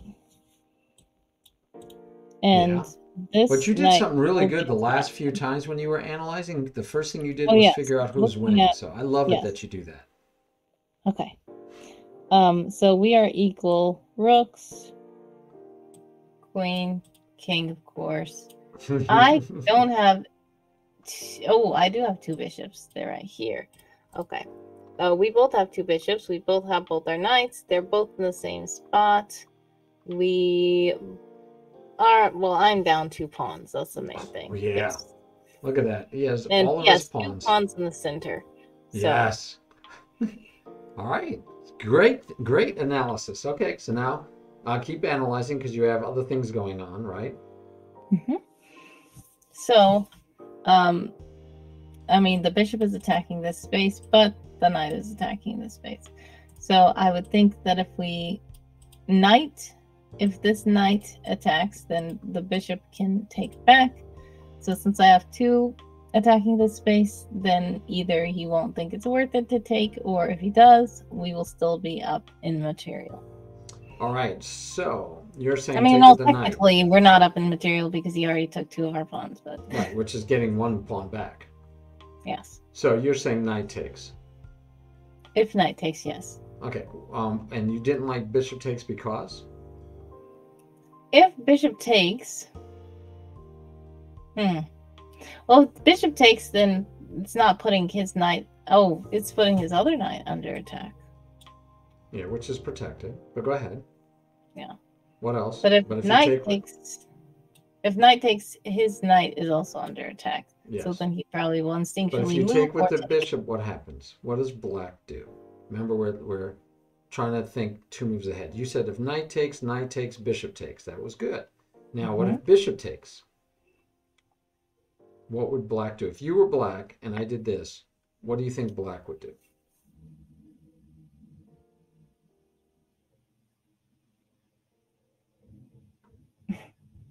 Well, at this point, since I know that my knight is not under, this knight is not under attack in any way, it's protected, and this is also protected, then I could just take diagonally the other knight. He's going to take your knight. No, the queens are exposed. Yeah, but he's going to take your knight. Yes. And you have 3 minor, and he has how many? He has 4. Yeah, so we would lose a piece. Now, the part of your analysis that I'd like you to do, you did great. You checked on all the pieces, you checked on all the pawns, you found out you were down 2 pawns, so you're losing the game. But I want you to also look with black's last move. What's he doing? How many pieces is he attacking? 3 pieces. Yes. He is attacking 3 pieces. So that should have been part of your analysis. What is under attack? I have 3 pieces under attack. I'm attacking a pawn, but it's protected. I'm attacking a pawn, but it's protected. I'm attacking a pawn, but it's protected. But at least this one I'm attacking twice. He's only defending once. That should all be part of that analysis also. Okay. So you are absolutely correct. You take with the knight. Totally correct. That removes that one, and it removes this one. So you stopped 3 pieces were under attack. Now you're safe, because yes, this one's under attack, but you're protecting it. Yes. Awesome sauce. All right. What would you do here? It is black to move. Okay.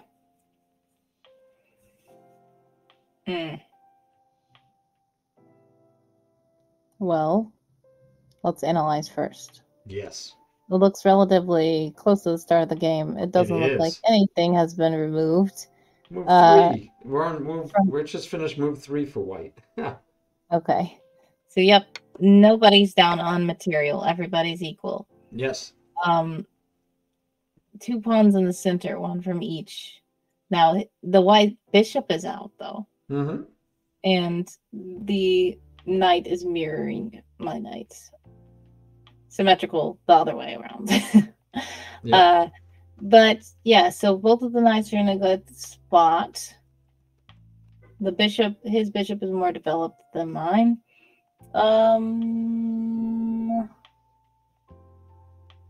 Then what is under attack? He, I guess, has, which he's probably not going to do anything about it, but he's attacking that pawn. Yeah, very good. Very good. And nothing else is under attack, right? No. Excellent. You should know what's under attack. And what are you attacking?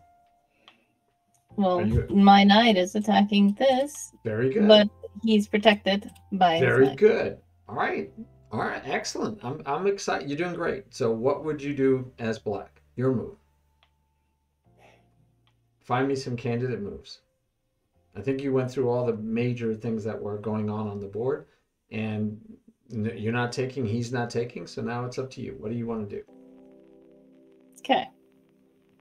Well, just thinking. Mm-hmm. This is not the best move, but I'm just saying it.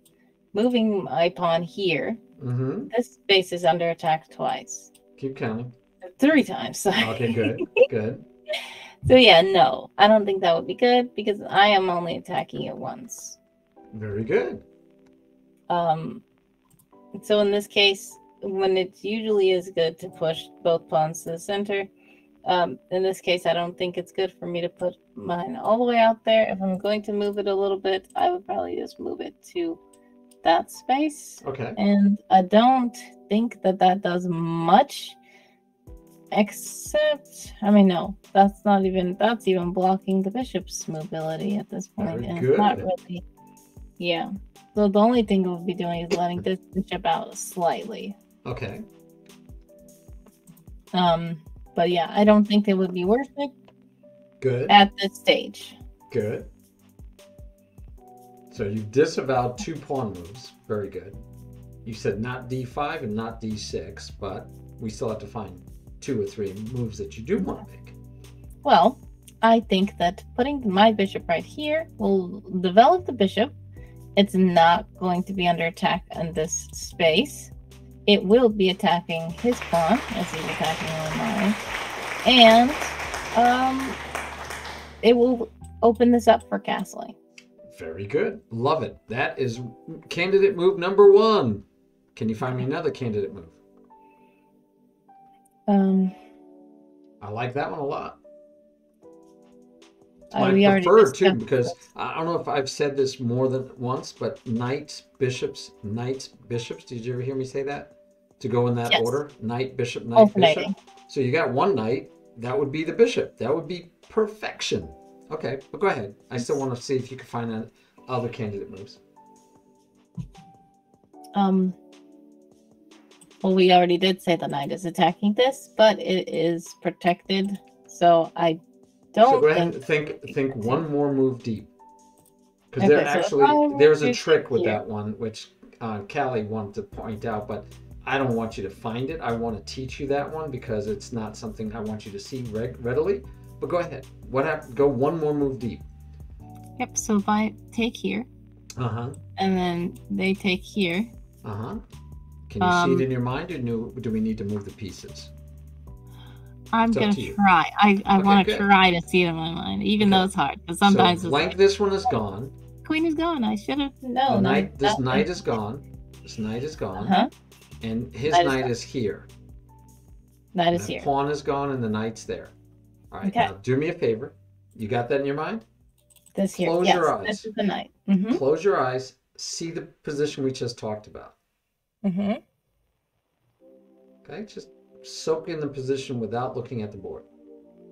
Okay. Can anything come to mind? And if not, then open your eyes and see if anything comes to mind. I mean, he's not directly attacking anything, and he is not under attack. No, he's not.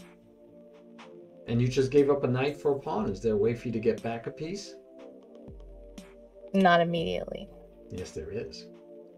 Well, not immediately. You have to go one more move, but yeah, I was. You could threaten so that you can win that piece back immediately. You could threaten to win it immediately.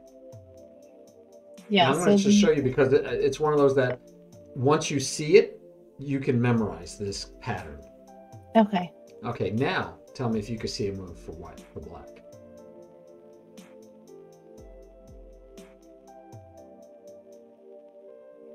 Okay, so I'm trying to think of which one would be best to move at this point.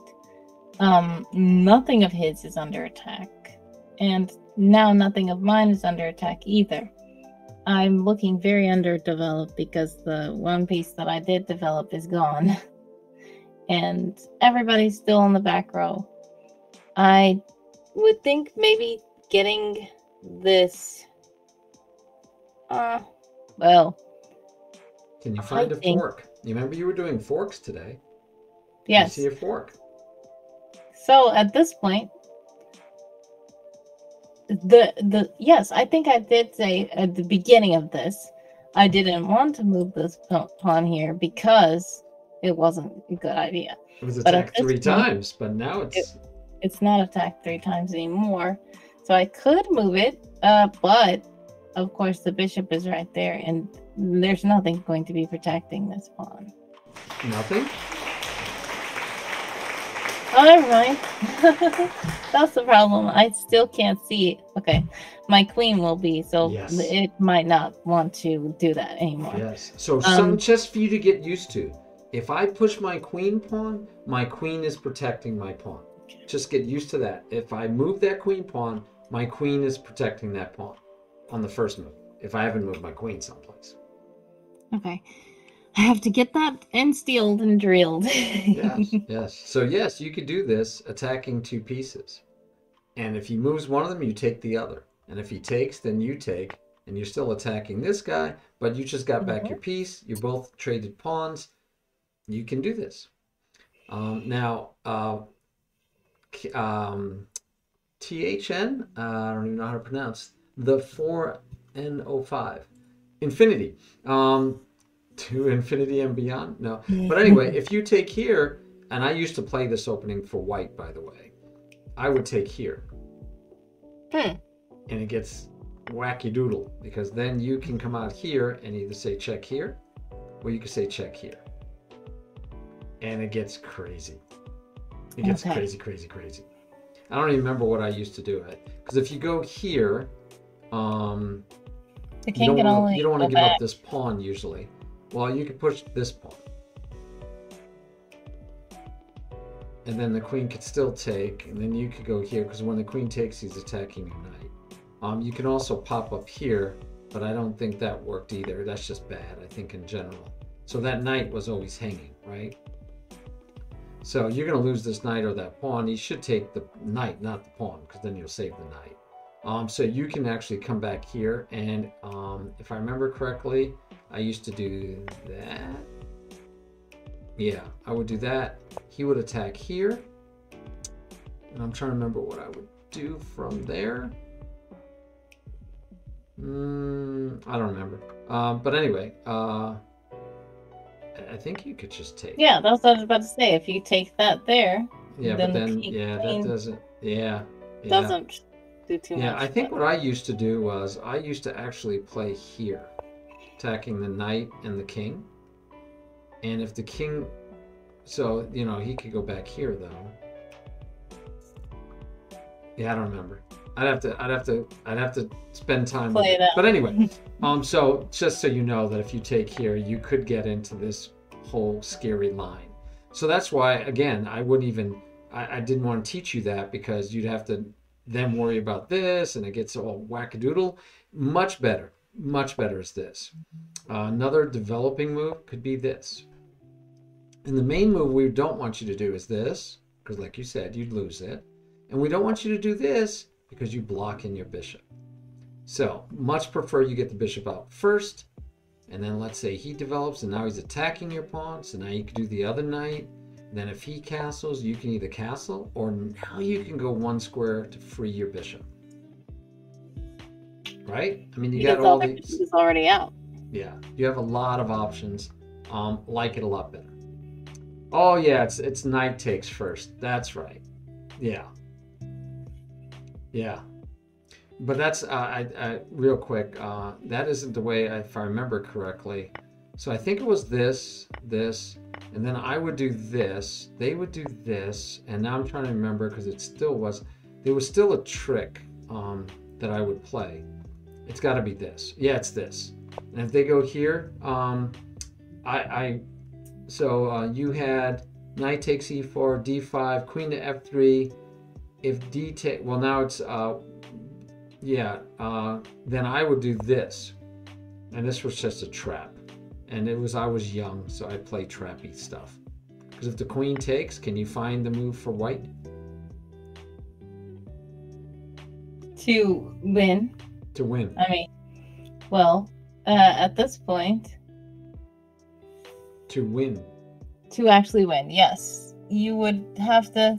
I mean, you could take the d5 pawn with queen, put it in check, and now the king can only be blocked. Only legal move. Yep.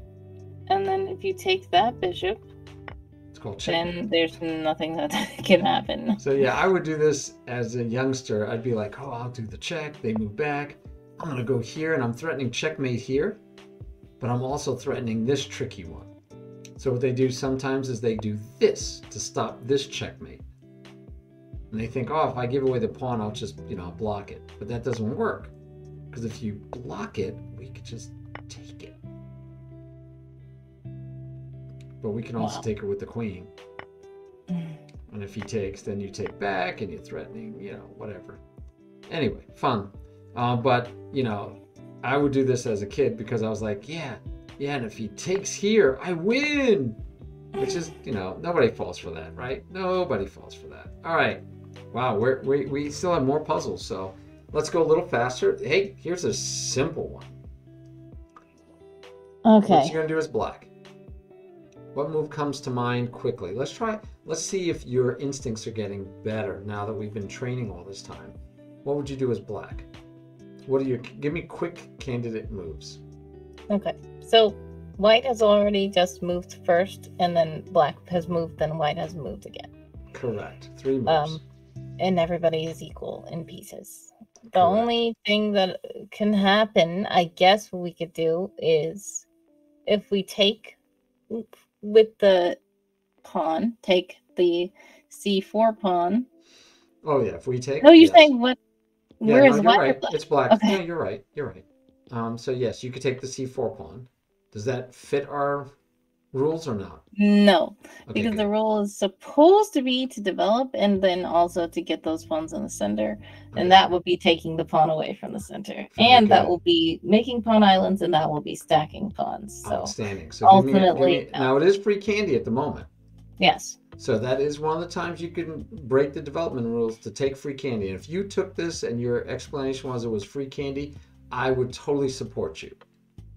Okay, so that's one move. You could take the free candy. It's not going to stay free for long. This is a very well-known opening because now it's almost impossible. You could try stuff like this, but I also have the nice, beautiful pawn center, and you moved one of your center pawns out of the center, and now they're doubled. So there's a lot of reasons not to do it. So it's very classical, but okay, so give me another move. One is to take, give me another one. Now, if I were to move my black pawn e5, then that would make it where he does the same thing. He might be tempted to take mine and then create stacked pawns and all that. But I don't think that that's going to be too beneficial to me because I have just lost a pawn. Very good.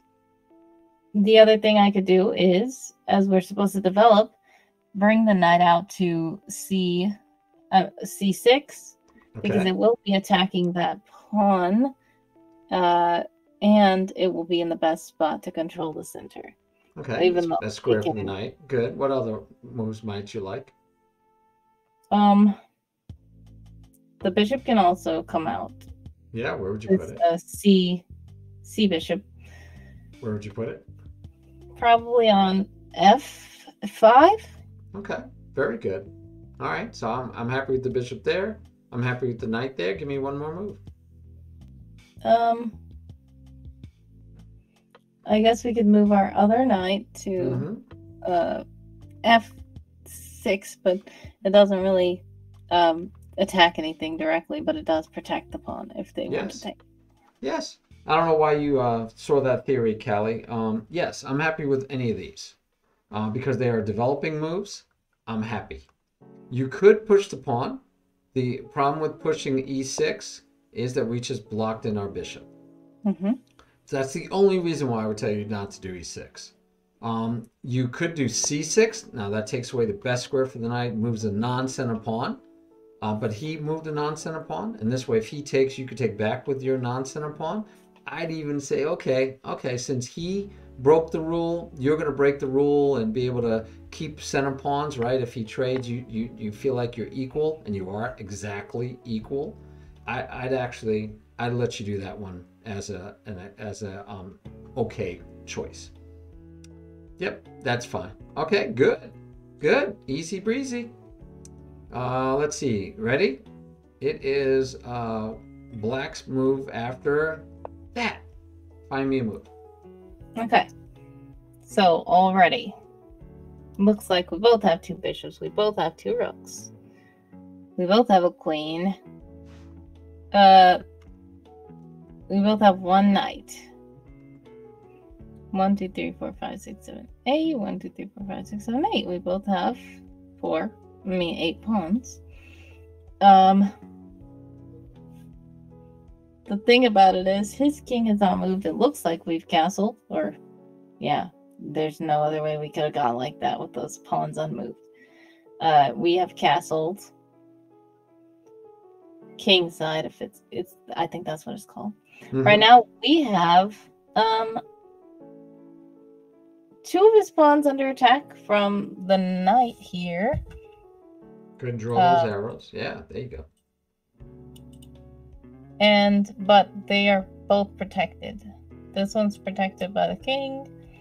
This one is protected by the knight and another pawn. Very good. What else? Does he have anything of ours under attack? Well, the queen has this under attack, but nobody's gonna do that. That's right.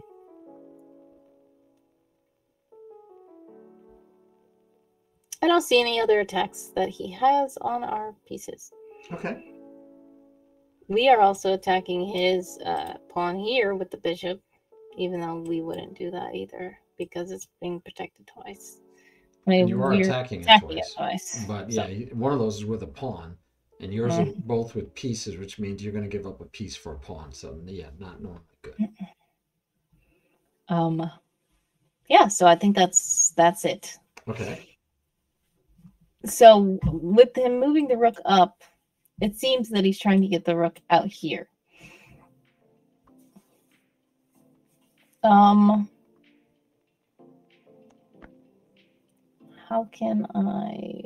can I do and why what would be my reason for doing anything. So the good thing is I have the king behind three unmoved pawns here. Yes, yes. You have good king safety. Castles.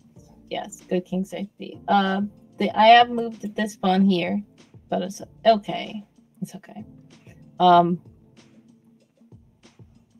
I've developed mostly, but still you're basically developed. Your queen can get off the back rank. This because it's really blocking this rook in. What would be my goal here? My goal would be to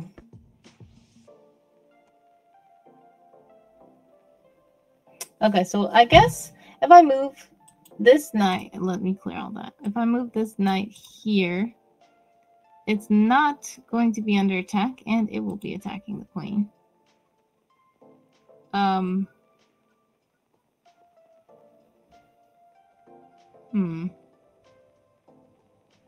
Oh yeah, it will also be attacking the rook. That's a fork.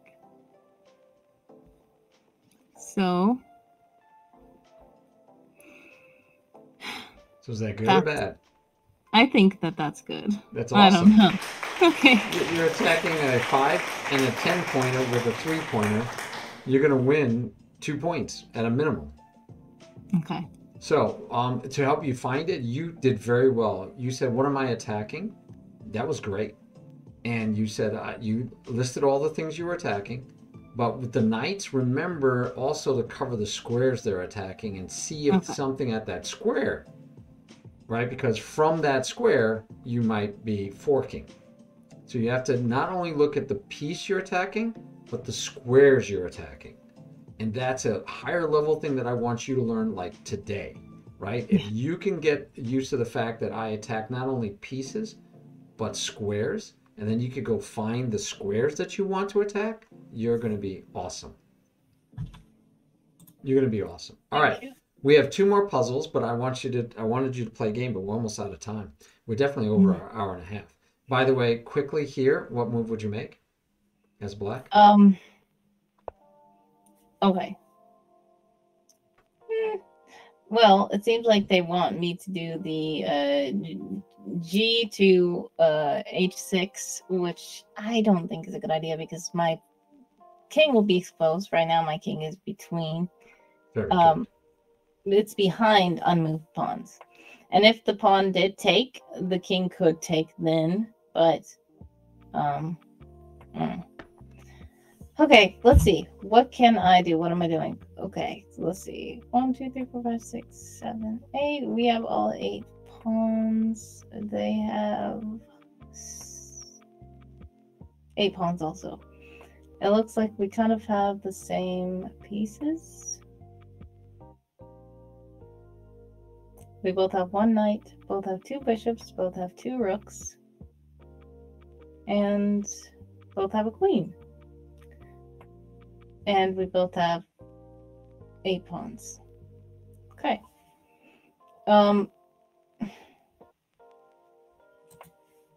If I move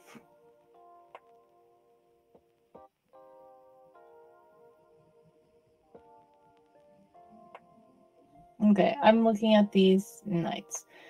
So they just moved here, so I know that they might be planning to take so that they can ruin my pawns. Yes.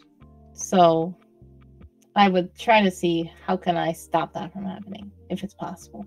I don't think it's quite possible at the moment, unless I just take right now. What else? He is attacking my pawn with this knight, my other pawn with this knight. I'm attacking this pawn, and that's it. The bishop is attacking this pawn.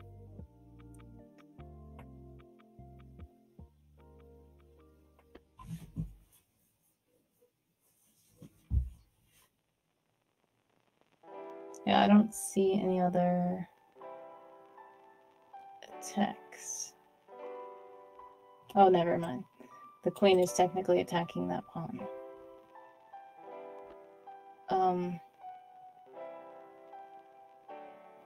Yeah, I don't see any other attacks other than those. Okay. So now that we see that,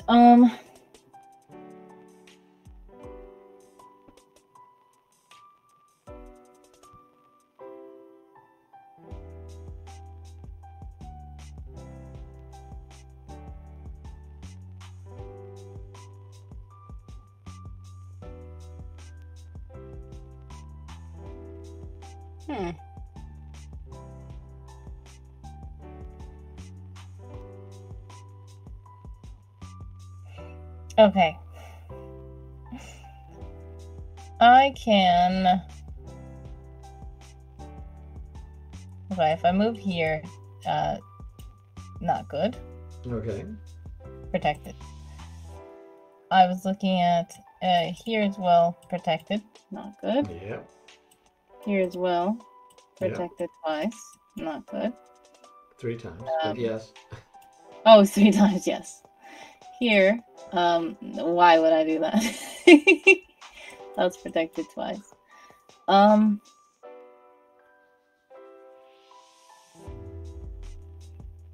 The only thing that I can see that he's actively doing is trying to mess up these pawns, and the only thing that I can think of is maybe trying to stop that from happening, but I really don't see how I can stop that from happening.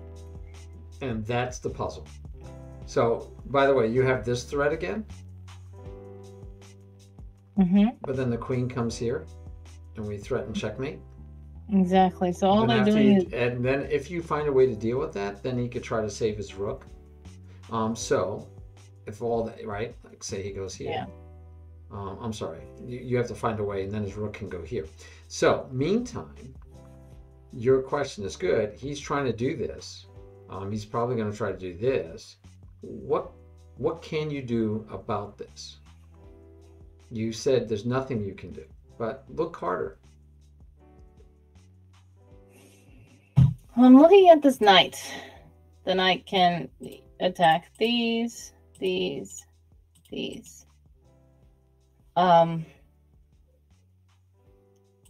he goes here, none of those squares are helping the knight to take that. But like you said, if the plan is for the queen to come in, maybe we can try to stop the queen from being able to come in. So you're still thinking there's nothing you can do. Why? You don't want to take, by the way. Taking is horrible, right? It's just horrible. Okay, we don't want to take. But what else can you do? What happens and if you let him take? Is that so bad? Mind. I realize. But the problem is he's not going to take. He's going to do this. I realize what it is. Okay. We can't stop him from taking this, but we can protect that space. Okay, go ahead. Show me some numbers. We can move the bishop back. There you go. That's a move. Protect. That's a choice, right? We can move the bishop up here, and it will still be protecting that space. Yeah, but if we go up here, you're just gonna. But yeah, of course. That's what I think I looked at before. I think I looked at that before and said, don't do that because the pawn is right here. But I didn't look at actually going back. I think the problem with me is that I'm trying to, like, I don't want to undevelop, but I agree. Sometimes so find another you move. Should. Find another move.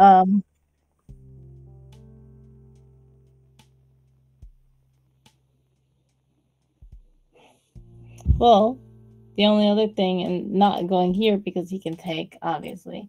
Going here would be attacking this, but he can still take.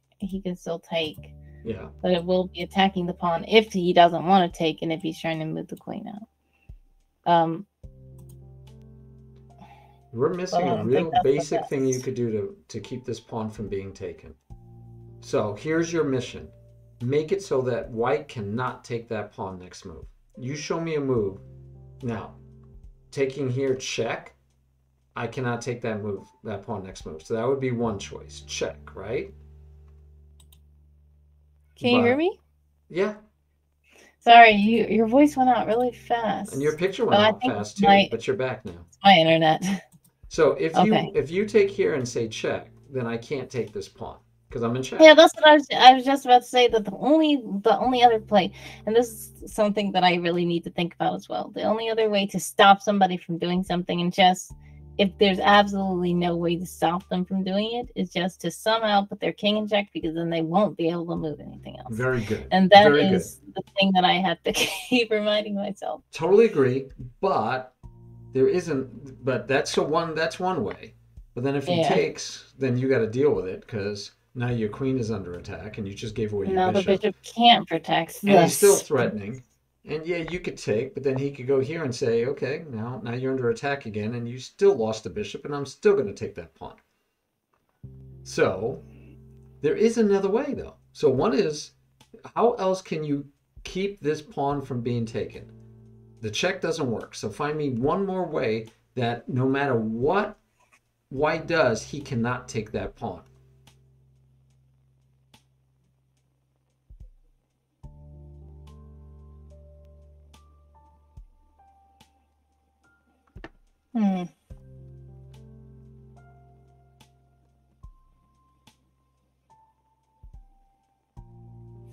Okay, so there's no other way to put in check. Nope, you're not going to take with the queen either. So just not get that take out with of the your queen. head. Of course, that's horrible. Yeah, and we're not going to say check over here, which would also keep you from taking the pawn. No. Okay, so find me another way to stop. White will not be able to take that pawn. And it's not by saying check. It's not even like he has a choice. He cannot take that pawn. Very interesting.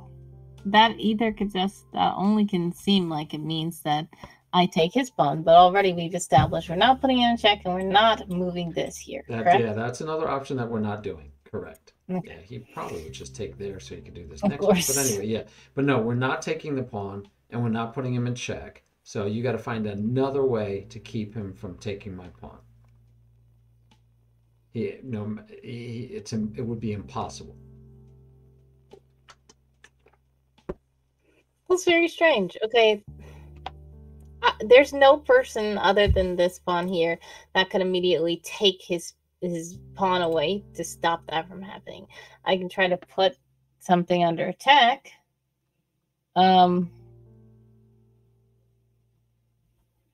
I did look at this knight's range. That's not really going to help anything.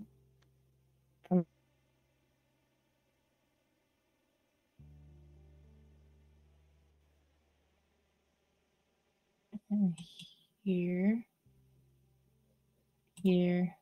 and here. That's not. No. Oh no! Is my internet out again? No, I hear you fine. Okay.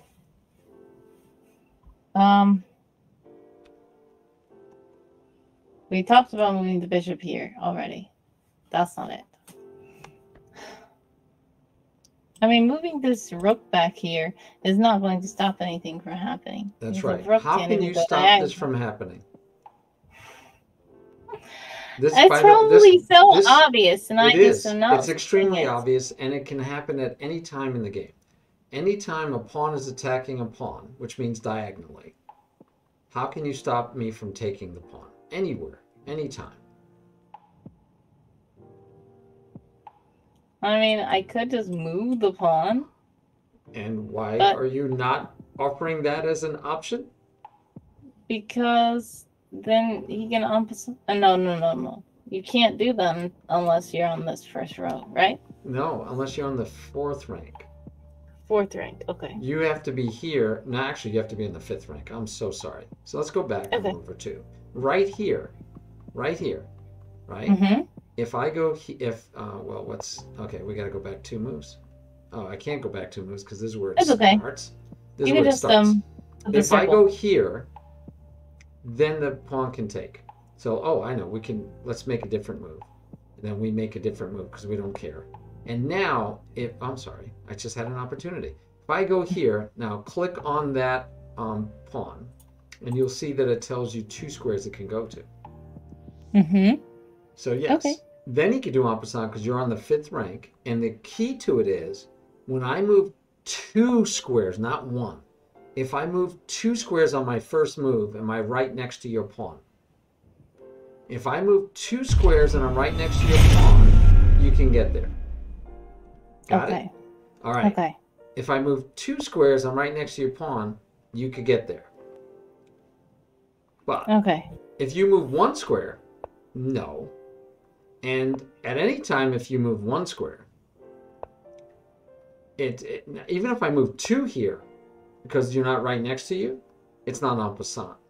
Okay. But it's never when you move 1 square. So that's an easy way to remember it. The opponent, you in this case, for you to be able to take en passant, the move prior to it had to be a 2 square pawn move. And that's why you get the opportunity to do en passant, because that pawn jumped by you and said, we don't get a chance. But we had a chance. Black could take you. So there's your chance. And you say, no, thank you. I don't want to take.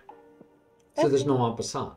But if we did it with whatever we did, however we cheated and were able to not do that one, where is it?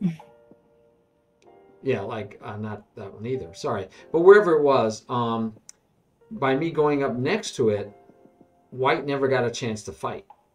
And so white can say, well, I'm going to make believe you only went 1. But yeah, once he's here, no, this is not en passant. Okay.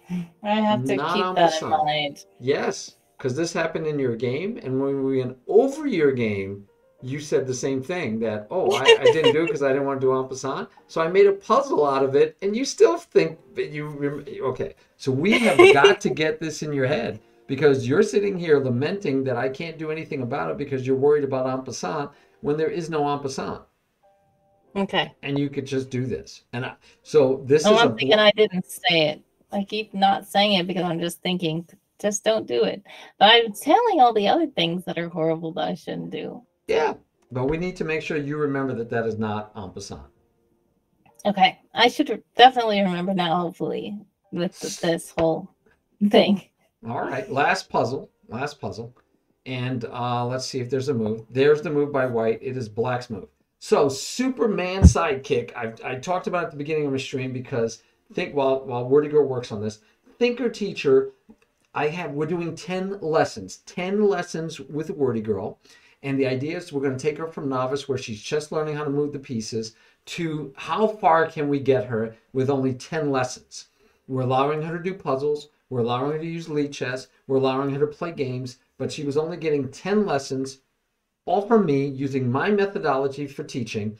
From 10 lessons, 10 weeks, boom, we see how good she is. Guess what? After 8 lessons, ThinkerTeacher contacts Wordy Girl and says, hey, how about a lesson? I'll give you a free lesson. Let's do a collab. So, of course, Wordy Girl says, oh, okay, that sounds great. So they do a collab, and Wordy Girl gets her lesson in between my experiment.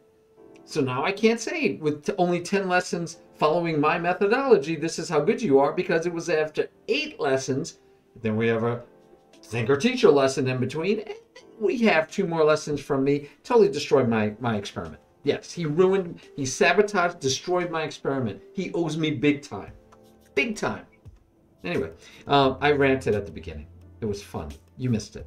All right, Wordy Girl, what are you going to do? What did you analyze, and what are you going to do? Well, looking at these pieces that are on the board, everybody's equal. We all have the same amount of pieces. Nobody's really developed.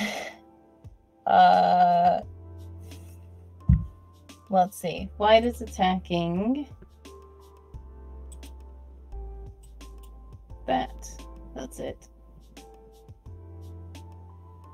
I don't really see anything else under attack. I am attacking this. And I don't really see anything. Oh, nope. Nope, I don't see anything else under attack. So, they just moved up here. I could try to... this guy is blocking the knight from being on the best space. What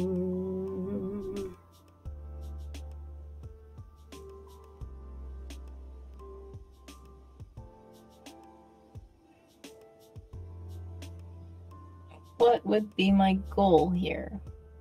So my goal is to develop, I know, at the beginning, and I haven't really developed anything. No. This wasn't your game, by the way. This is the only puzzle I'm giving you that was not your game. Every other puzzle you did so far was from your games. Oh, wow. Every one. So I was curious also if you would have went, that looks familiar. Because every other one was from your games. This one is not from your game. Okay.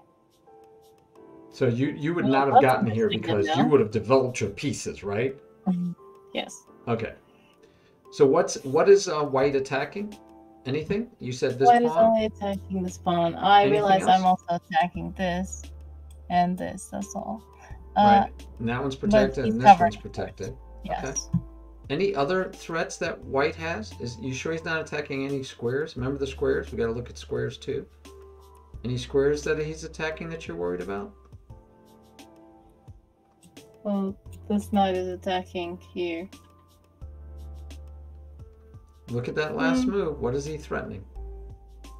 He's trying to do the thing that they were doing in the other one, where trying to come and mess with these pawns. Yeah, he doesn't care about the pawns unless you consider this thing a tall pawn. You think of this as a tall pawn, then maybe. No, but I do see what do you mean. He's probably just trying to attack the bishop, and if the bishop attacks, then he will take. Yeah, and where can the bishop go if I push this pawn? So let's say I do this, and he does this. Where can your bishop go? Find me a square. I'm not going to go here because it's under attack. If I go here, that's under attack. But it's protected. If I go here, that's under attack. Twice. Well, this is protected. But I'm going to lose a bishop for a pawn. What? You're going to lose a bishop for a pawn? Say it again? How are you losing a bishop for a pawn? I mean, he's going to lose his knight to my pawn. Sorry. Right. So it's a trade. Yes. Okay. So he would go here, and if he were to take, you would take back, and your pawn is doubled. It might be hard to protect, but so far you didn't lose anything, correct? Yes. Okay. And you're attacking his rook. Mm-hmm. But what happens if he doesn't take? Does he have another choice? How can you try to win your bishop still for a pawn? What might he do to win your bishop for a pawn? Well, if he pushes his pawn here. That's outstanding.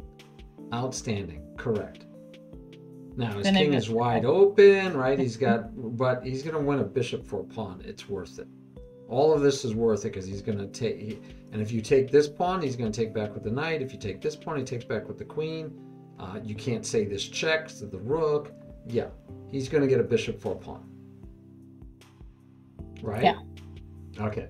So, you have to see that this move is threatening this, and you'd have to say, oh, but I have a place to go.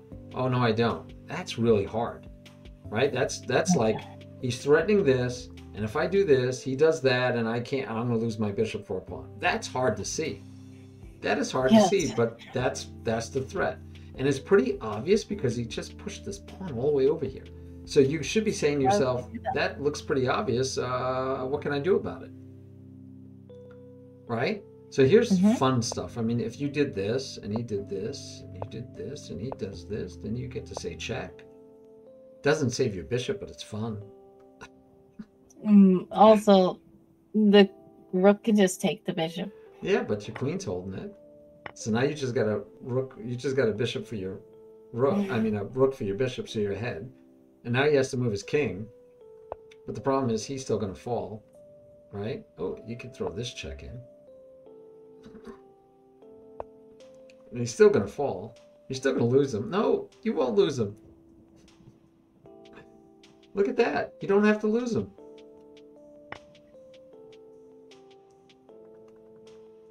Oh. Yeah. So obviously with the check, maybe he doesn't take, because that helps you. That helps you with another check and loses the exchange. So then he has to maybe run away. Where would he run away to? I don't know. He could go here, I guess. That'd be better. That's still better, right? Now you're not losing. Now you're still going to lose this bishop. But anyway, yes, you have to know that this threat, and you have to say, oh, I have a place to go. And you might not realize that he could do this and win it. All right. So the first time you play, if this was your game, which it's not, and you went here, and he did this, and you did this, and then he does this, you'd go, oh, wow, I lost my bishop. And the next time you were playing and he does this, you'd go, okay, I can't move my knight. I'm going to lose my bishop because I learned from the last time. So we learn from our games. We learn from our mistakes, like you said, from our losses, but we also just learn from things like this, that we go, I think I can get away. And then you realize, because it doesn't get away that time, you go, oh, I don't get away. Okay, so now what would you do to stop that? You have to find a way to get your bishop a square. So how would you get your bishop a square? You have two basic ways to do that. You can push this pawn and give your bishop a square. Or you can push this pawn. And you can push them 1 or 2. And you'd still be giving your bishop a square. If you go 2 here, if he takes, you just take because your rook is holding it now. So that's one way. You could go 1 square, and if he pushes, then you run away. And if you went this way, trying to hit at the center, again, if he goes here, you can go here.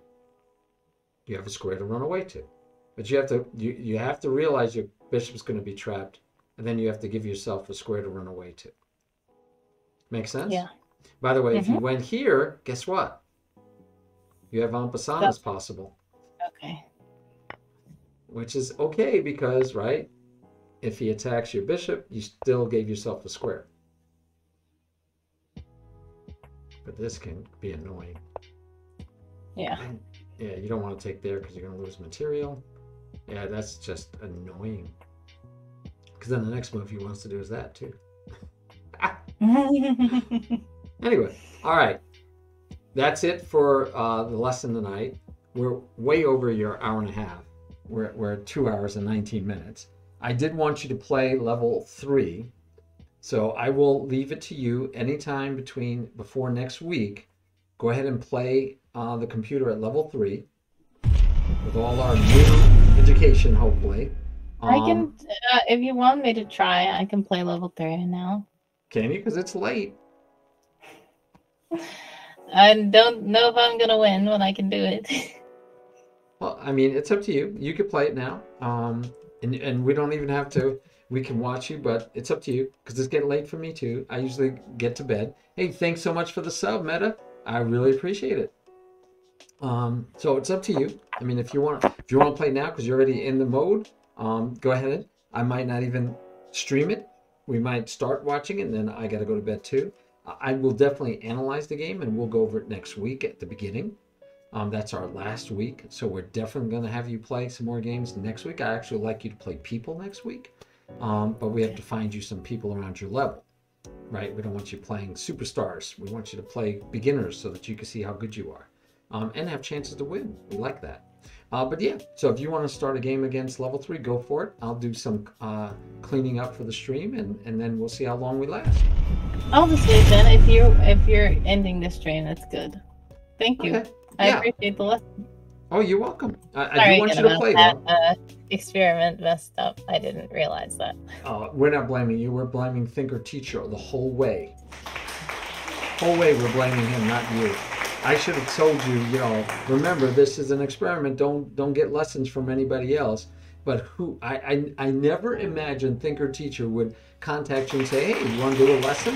When he knows I'm doing 10 lessons with you for a purpose. I never thought of it. Yeah.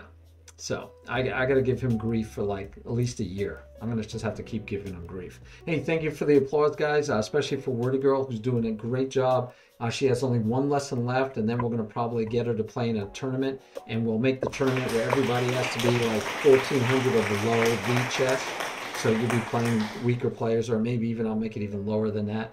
But that way you get to play. They do have tournaments, Wordy Girl, by the way, which you don't need to do yet. I would like you to play the computer 1 time before next week, and I will analyze your game, and then we can go over the game. And who knows, maybe you'll win that game. When I look at arena tournaments, guys, they have all different kinds, and one of them they have, and it's time control sometimes are not the greatest, right? That we want slower time controls for Wordy Girl. Definitely want slower time controls for Wordy Girl. And all these are bullet blitz. I'm just trying to see what else they have here. Super blitz, blitz, all of these. And they have less than 1,700, but they have less than 1,300, but right now it's all blitz I'm looking at. So they do have a rapid arena under 1,300. So Wordy Girl can possibly play in like the under 1,300 rapid arena, but I'd rather find her somebody even lower. Do you do lessons for 1900 ELO? Lee chess? Definitely. Lee chess, yes. Lee chess, I'll do lessons all the way up to like 2200. All the way up to 2200 Lee chess. Yes. Okay. So Wordy Girl, please go ahead, and whenever you want to be rested. I mean, you could do it tonight because you're like, oh, I just got all this, I'm ready to go. But if you're tired, you actually won't play good chess. None of us play good chess. So I'd rather you wait anyway till you're not tired, right? All right. Sounds good. And look at this. ThinkerTeacher's actually on right now. So you guys, we're going to raid ThinkerTeacher, and you guys should give him grief for ruining my experiment. Let him know that we're upset that he ruined my experiment. We're going to still finish it, of course, because, you know, she's a great student, and we'll still see how good she is. And we'll have to put an asterisk next to it, because we won't know how good she could have been without ThinkerTeacher butting in and sabotaging my my stream there, right? So we don't know. All right, but this looks interesting. Tiberian 64 is rating us. February recap. He's rating us. Well, yes, ThinkerTeacher. I literally just put raid ThinkerTeacher in the dialog box, my chat box. I just typed it. I was about to hit enter, and I told them to give you grief for ruining my experiment. And then what did you do? You raided us. Well, thank you for the raid. Welcome, raiders. We're not staying long though, because I was just trying to raid you, ThinkerTeacher, even though we're mad at you for ruining our experiment. I was going to raid you, so that's hilarious. Okay. Yeah. I don't know what to tell you. That's just funny. So now I gotta find somebody else to raid because ThinkerTeacher just raided us first. So raiders, what we do is all training, education, pretty much the same as ThinkerTeacher does. And as you guys should have known, and ThinkerTeacher ruined our experiment, we were doing novice to beginner on Tuesdays. And we're doing 10 lessons to see how far we can take someone who's just basically learned how the pieces move, hasn't really played serious chess at all, and how far can we get her with just 10 1.5 to 2 hour lessons. So just 10 lessons. How good can Wordy Girl be? Now, of course, you know, scientifically it's not the cleanest, because Wordy Girl might be just smarter than, you know, somebody else, and she might be quicker, she might pick up things, she might be better at spatial acuity, but anyway, it was still an experiment. And then we could maybe do an experiment with a couple of other beginners, and Wordy Girl's also an adult. So would it, you know, how would it work with an 8-year-old or 10-year-old? You know, we could have tried different variations in the future, but ThinkerTeacher went ahead and destroyed it anyway, because now we will never know, because, yeah. All right, ThinkerTeacher. We got to find someone to raid. And I don't know who else is on. Is Willie, just out of curiosity, is Willie Summers on right now? No, he's on our stream. Okay. Because he was one that was recommended. I've rated Skinny Muscle Kid, I think, more than once. He was a nice kid. Nice, you know, I'm going to call him a kid because its name is Skinny Muscle Kid. None of our normal ones are on. Bolt is on, but he's not doing chess. So, you know, he knows I usually rate him when he's doing chess, but Bolt is a really nice guy. He is in our stream team, and he does do chess once in a blue moon. Right now he's doing Rust development content consumption. I have no idea what any of that is. Rust is a game, I guess. I don't know. I don't know, Wordy Girl. If you know what it is, I don't know what it is. No idea. No idea either. Okay, and he might be leaving. Who knows? Because he looks like he's looking around for things to do. Oh All no! right, no, he's not leaving. Everybody. He's not leaving. He's still on. Oh, okay. All right. Well, that happens to me so many times, and I'm like, I'm so tired. I'm ready to raid somebody, and then they raid me. I'm like, right? I know that just happened with ThinkerTeacher, which was funny because I wanted you guys to give him a lot of grief for ruining my experiment, and then he raided us, so we can't even be too mad at him because he raided us. Yeah, I mean, and I even gave ThinkerTeacher a shout out, Sudakus. Thank you for covering that. I actually gave him a shout out before he raided us a while back when I was ranting at him. I gave him a shout out. So what are you saying there? Leech's voice recognition beta will be a great new feature. Really? There's a voice recognition for Leech's? You can play chess games with the voice commands. Thank you, ThinkerTeacher. We will look at that. We will have to look at that and see what they're doing with that. That's awesome. I love Leechess, and I love it that they're trying to keep improving the platform, especially when it's a for free platform.